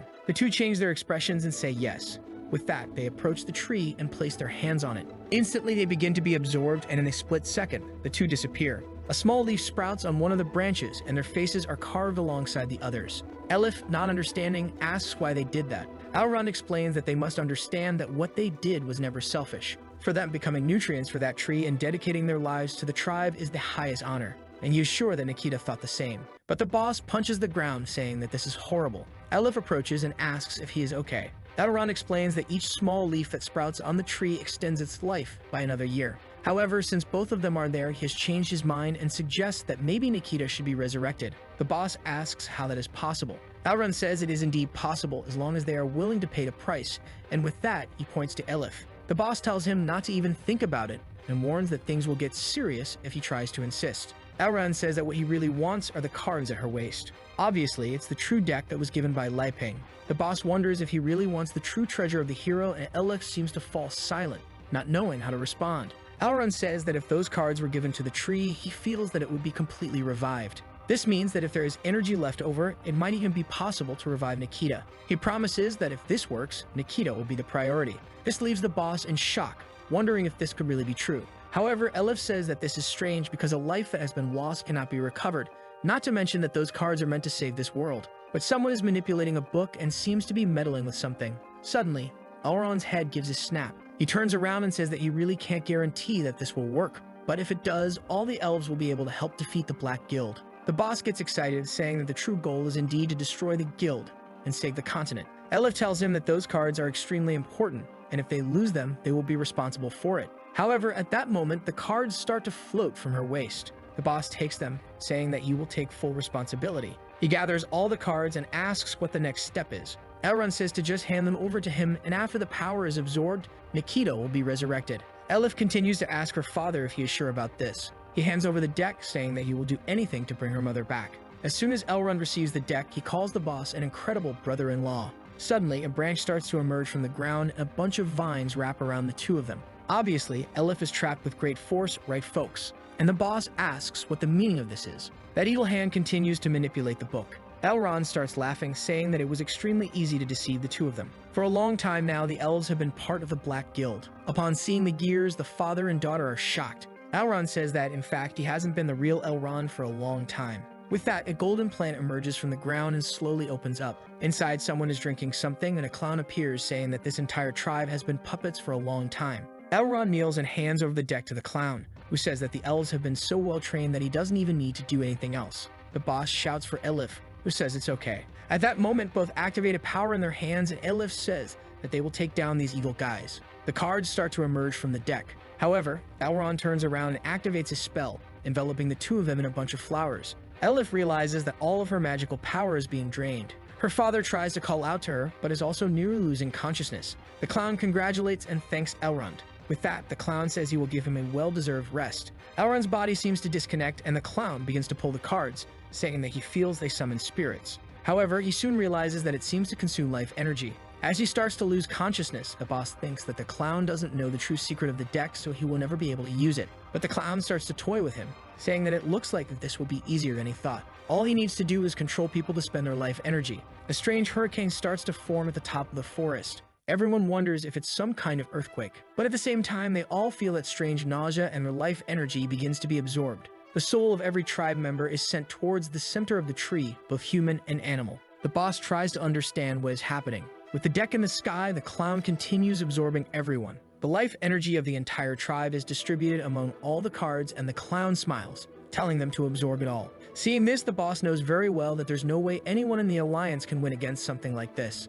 The clown then gathers all the cards and smiles, saying that he will summon all the invocations. With that, each of the abilities starts to activate, including a torpedo that begins to create a crack in the sky. And the same clown that Lai Ping had summoned appears to him. At that moment, the boss starts to lose consciousness. Meanwhile, back home, Elizabeth is saying that they need to clean that pot of instant noodles as something purple is coming out of it. The thing falls to the floor and Li Ping says he wants to talk about something, but the purple mass seems to be approaching him. It gets extremely close, ready to absorb Li Ping, but is suddenly crushed by his little cleaning robot. Li Ping then sits down and says he wants Elizabeth to come with him to the elven tribe. She asks if he plans to conquer that island. He says no, he actually wants to persuade her people to join them. Besides, he remembers that Elizabeth said she knows a high-ranking elf, so she could help. Elizabeth thinks that since elves live for 500 years, that person is probably still alive. She agrees but says he'll have to prepare more of that juice for her. Lai Ping thanks her, saying that will be easy. She questions what he's going to do with the people outside, and he says to let them play with Ankai. Outside, the little dog is calm, but everyone is around him, getting ready. Chichi says that no one else needs to help because she is now part of the group. Annie says it's incredible that he's there, but she believes that Chichi doesn't know the extent of Lai Ping's plans. Alpha, on the other hand, says that he is the most important of everyone. Chichi says that the martial arts manual she received makes it clear that she is more important to him. Annie responds that she also received an incredible gift that she's still learning to use. But Alpha starts laughing, saying it's ridiculous for these outsiders to think they are closer to Lai Ping than he is. He has a relationship with this hero that spans over 500 years, and they're just trying to assert themselves. He literally exists for the hero, so it would be best if the two of them left. Annie says that if that's really true, then the two of them shouldn't even be here. But Chichi argues that a true weapon of the hero wouldn't harbor so much resentment. Besides, he doesn't resemble Lai Ping's other creations like Ankai. Alpha says that recently he was imperfect, but he was broken and rebuilt by Lai Ping. Now he is the true sacred sword Alpha. Annie asks if that's true of Ankai, somewhat doubtful, says maybe. He recalls the time when the sword was broken in half. Lai Ping picked up the two pieces and was in shock. He then took an axe and thought about how he would put it back together, but the guy had some super glue. With that, he glued the two sides together, and now it was perfect. Ankai says that the master really used a great invention to resurrect Alpha, who now shows the scar down the middle of his face, saying that it is a symbol of Li Ping's love for him. Chichi says that talk is useless and that only one person can serve Li Ping and the Demon Queen. She is sure that now that she is advanced with their help, she will be able to win this challenge. Annie agrees, although she doubts she has the strength for it, but she knows she has the power of Raphael to defeat Chichi. Alpha gets angry, telling the two to stop plotting to take his place. However, they are already starting to activate their powers, and he says to wait. With that, Ankai raises a sign telling everyone to stand still. Alpha asks for instructions and Ankai says he's not giving any instructions. Annie says that having too many people around could disrupt Lai Ping's life. And Chichi comments that this is why only one of them can stay. Ankai says that the goal is not to disrupt the master, but each one must have their own identity. For example, he is the companion pet who stays at home and never does anything outside of that. When he's away from home, he dominates all the creatures around and makes sure they don't let anyone get close. But ever since that woman arrived, he's been going so far that he can't do anything. Now his plan to be able to take care of Lai Ping and get all the attention has been ruined. Confused, Chichi asks what they are going to do in this case. Ankai says that now that he's going to start advancing through the world, he'll encounter various dangers that could disrupt his peace. The three of them should be cleaners who ensure that the master has a peaceful life. Basically, no matter where he goes, they should clear the obstacles and make sure his path is always smooth and free of difficulties. And obviously, he doesn't even need to mention the benefits of serving the master. Additionally, they can receive whatever the master offers, but they can never ask for anything. And lastly, only he can keep the leftovers from the trash. They all say they understand very well. He sees the door opening and tells everyone to stay in place. Lai Ping then asks what they're doing. Everyone is there, happy and smiling around Ankai, and asks if he's already leaving for the Elven tribe. He says he needs to grab some tools and will then leave. He starts heading to the back of the house, and obviously Elizabeth's shadow looms over the three of them. She says she's watching everything they do. The eastern part dominated by En and the southern part dominated by Chichi are already under Lai Ping's wings. After taking the Elven Kingdom, only the north will remain for him to control this entire land. From the moment he saved that father and daughter, his plan has been in motion. Although he has hidden everything very well, now she can understand that he has been preparing to dominate this world. What she wants to know is whether she is also part of this plan. Everyone is scared, wondering why the queen is standing there staring at them. And M wonders if Elizabeth thinks she's unqualified. Everyone looks to Ankai for help. He approaches and says he'll handle it. He starts pulling something out of his back, saying he has a way to deal with this cruel woman. Everyone wonders if the legendary battle is about to take place in front of them. But Ankai pulls out a rattle and starts playing with it, trying to act cute. He was about to say something about a happy dog when something suddenly came at him. The poor thing got kicked and stuck to the wall. Elizabeth said is that realizing all of this already makes her angry, and that dog still tries to be funny. Everyone says that the dog was indeed wrong and they would never do anything like that. Elizabeth says that if they really want to accompany the two, they need to understand that their lives will be at stake and they won't always be able to be saved. Everyone says they understand very well what the Demon Queen said. And just then, Li Ping arrives with a chainsaw, saying he's ready. It's clearly another spiritual weapon, with a little girl clinging to its handle. She asks if they're ready and what he's created this time. He says that since Alpha is going back to being a real sword, he needed something new to cut wood. Not to mention that the pocket spatial magic she created for him is very cool. In fact, she's always had that power. It's just that now that she's a bit stronger, she's able to make it work with what he creates. Suddenly, Alpha is startled and asks if it's her. He seems to be able to see the spirit clinging to his leg. Annie can also see spirits and says that one looks much more complex than Alpha. He says it doesn't matter because Li Ping can only see him, so that's his big advantage. Li Ping is eager to go to the Elven Kingdom and picks some plants to put in his garden. He says it's time to go, and Elizabeth asks who the two people are that he's taking with him. He turns and says that the purpose of this trip is to persuade the Elven tribe. Chichi says she's the best option because she's been there countless times and knows the current leader. Annie, on the other hand, says that the eyes she awakened will be much more useful in a negotiation. Alpha pushes the two aside and tells them to give up because there are only 2 spots. As the hero's exclusive weapon, he has to be with a boy at all times. But Li Ping tells him to wait a moment. For a mission like this, it's better not to take a sword because it could appear hostile. Annie gets excited and Chichi knows her chance is over. Elizabeth says to stop chatting because they need to get going. With that, they start to leave and Li Ping tells Alpha to take care of the place. But the poor guy is wondering why he feels this way again. Once again, he's been abandoned even after being reforged. Suddenly, he receives a message asking Alpha to respond. He's confused, wondering who's calling him. It's the sneaky little dog who wanted to get kicked on purpose as always because he likes to be punished. Suddenly, Alpha gets the idea to train with Ankai to become stronger than ever. Annie says it's time for them to go on a patrol in the region. I thought it was just Annie, but actually it's the two of them plus him and the queen. Li Ping seems interested in the tree, but Elizabeth has already noticed something strange. She finds it odd that such a giant tree doesn't have any sign of life. Li Ping points out, saying that something so large must be destined. Elizabeth activates a power, saying they need to change their clothes. Chichi is covered in oxygen. Li Ping turns to see what the new outfit is. Thank goodness she had already changed again. Elizabeth says they can't wear any clothes made by Li Ping, otherwise this trip won't make sense. Our boy, confused, says okay and tells them to go then. They advance through the forest, but as always they're being watched by the plants in the region. The clown already knows about everyone's arrival. He kidnapped Bosker, the Alliance's representative, and now Chichi appears like this to him. If that's the case, it seems the war with the Black Guild is finally going to start. Moreover, he has to observe these 3 people beside the Shin sword. He seems to notice something and wonders if there's something in the memory of the two. Father and daughter are having their minds abducted. A plant connected to them starts projecting everything they've been through. The moments they had with Li Ping and Elizabeth, but then something startles him. He realizes that the woman there is the real Elizabeth and is shocked, wondering why she's there. It's been 500 years and it's strange that she's here. What's even more different is that she doesn't seem like the same arrogant woman from before. The clown says to kill everyone and leave only that guy alive. Blanchett hears this and says she'll obey now. They easily advance through the forest, defeating all the creatures. Chichi arrives at the 5-element plant region and says it's strange that it hasn't appeared. Annie is impressed that her friend has so much information and is motivated to help Li Ping even more. Li Ping says she seems so strong that she should even be part of the Holy Guild. At that moment, she's about to say that she's actually the saint, but before she can finish, something approaches them. They were about to be hit by an arrow, but Chichi cut it in midair.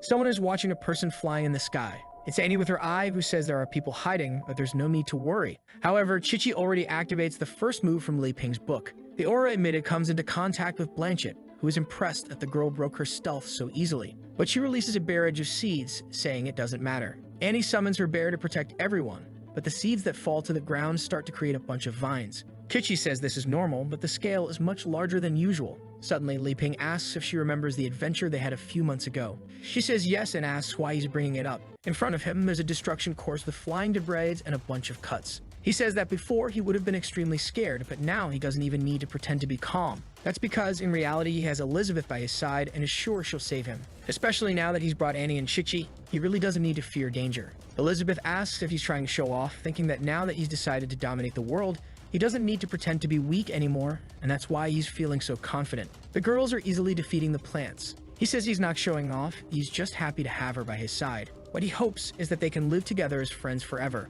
At that moment, the poor guy is swallowed by a plant. He starts to be devoured and begs for help, but the plant just keeps swallowing him and sending him down. Chichi turns around in shock, and Annie asks how this could have happened, while Elizabeth wonders if he was confessing to her. Suddenly, all the plants begin to be destroyed and smoke starts rising from the ground. Annie comments that Lai Ping has disappeared, and Chichi says they should just interrogate that woman. But at that moment, Blanchett says the mission to capture him is complete, so now it's time to self-destruct. With that, all the plants start to glow and the entire forest explodes. Slowly, someone descends to the ground. It's Blanchett, who says that sacrificing 35 plants is better than facing the Sword Saint. However, Annie managed to save the 2 of them. She says that now it's going to be difficult since the 2 strongest puppets are injured. Blanchett thinks that the other one's energy has vanished, so now only the strongest swordsman of humanity remains. She plants more seeds in the ground, saying she'll have to solve this quickly. Behind the creatures, a new plant starts to grow with insane growth happening, and 6 more appear around, once again activating destruction. The forest is destroyed again, and this time Chichi activates the sword's shield. But something catches her attention. A gigantic plant was aiming at the 2 of them, and from a distance, the explosion could be seen. Blanchett said it really wasn't as simple as she thought, but now it's resolved. Then she trembles. Elizabeth was behind her and said that she would have to start explaining herself. Blanchett tried to turn around, wanting to know why the woman didn't die in the explosion, but Elizabeth said she didn't need to speak since she would live for herself. Blanchett felt that being caught by that hand was worse than death, and she quickly pulled something from her wrist, activating a self-destruction of arrows from within her. Her body fell, and Elizabeth said that was indeed the best choice, but she already knows that there might be some connection to the Black Guild here. She continues walking, but it seems like she's being watched. She says it's ridiculous that no one respects her anymore after just 500 years. On the ground, in another place, a little plant is sprouting. It emerges in the middle of the forest and spits out Lai Ping completely covered in goo. The poor guy is confused, not knowing what happened until he looks up. The little plant is blushing and strangely bearded. Our boy tells this weirdo to get away from him, but the monster once again comes while he calls for Elizabeth's help. Strangely,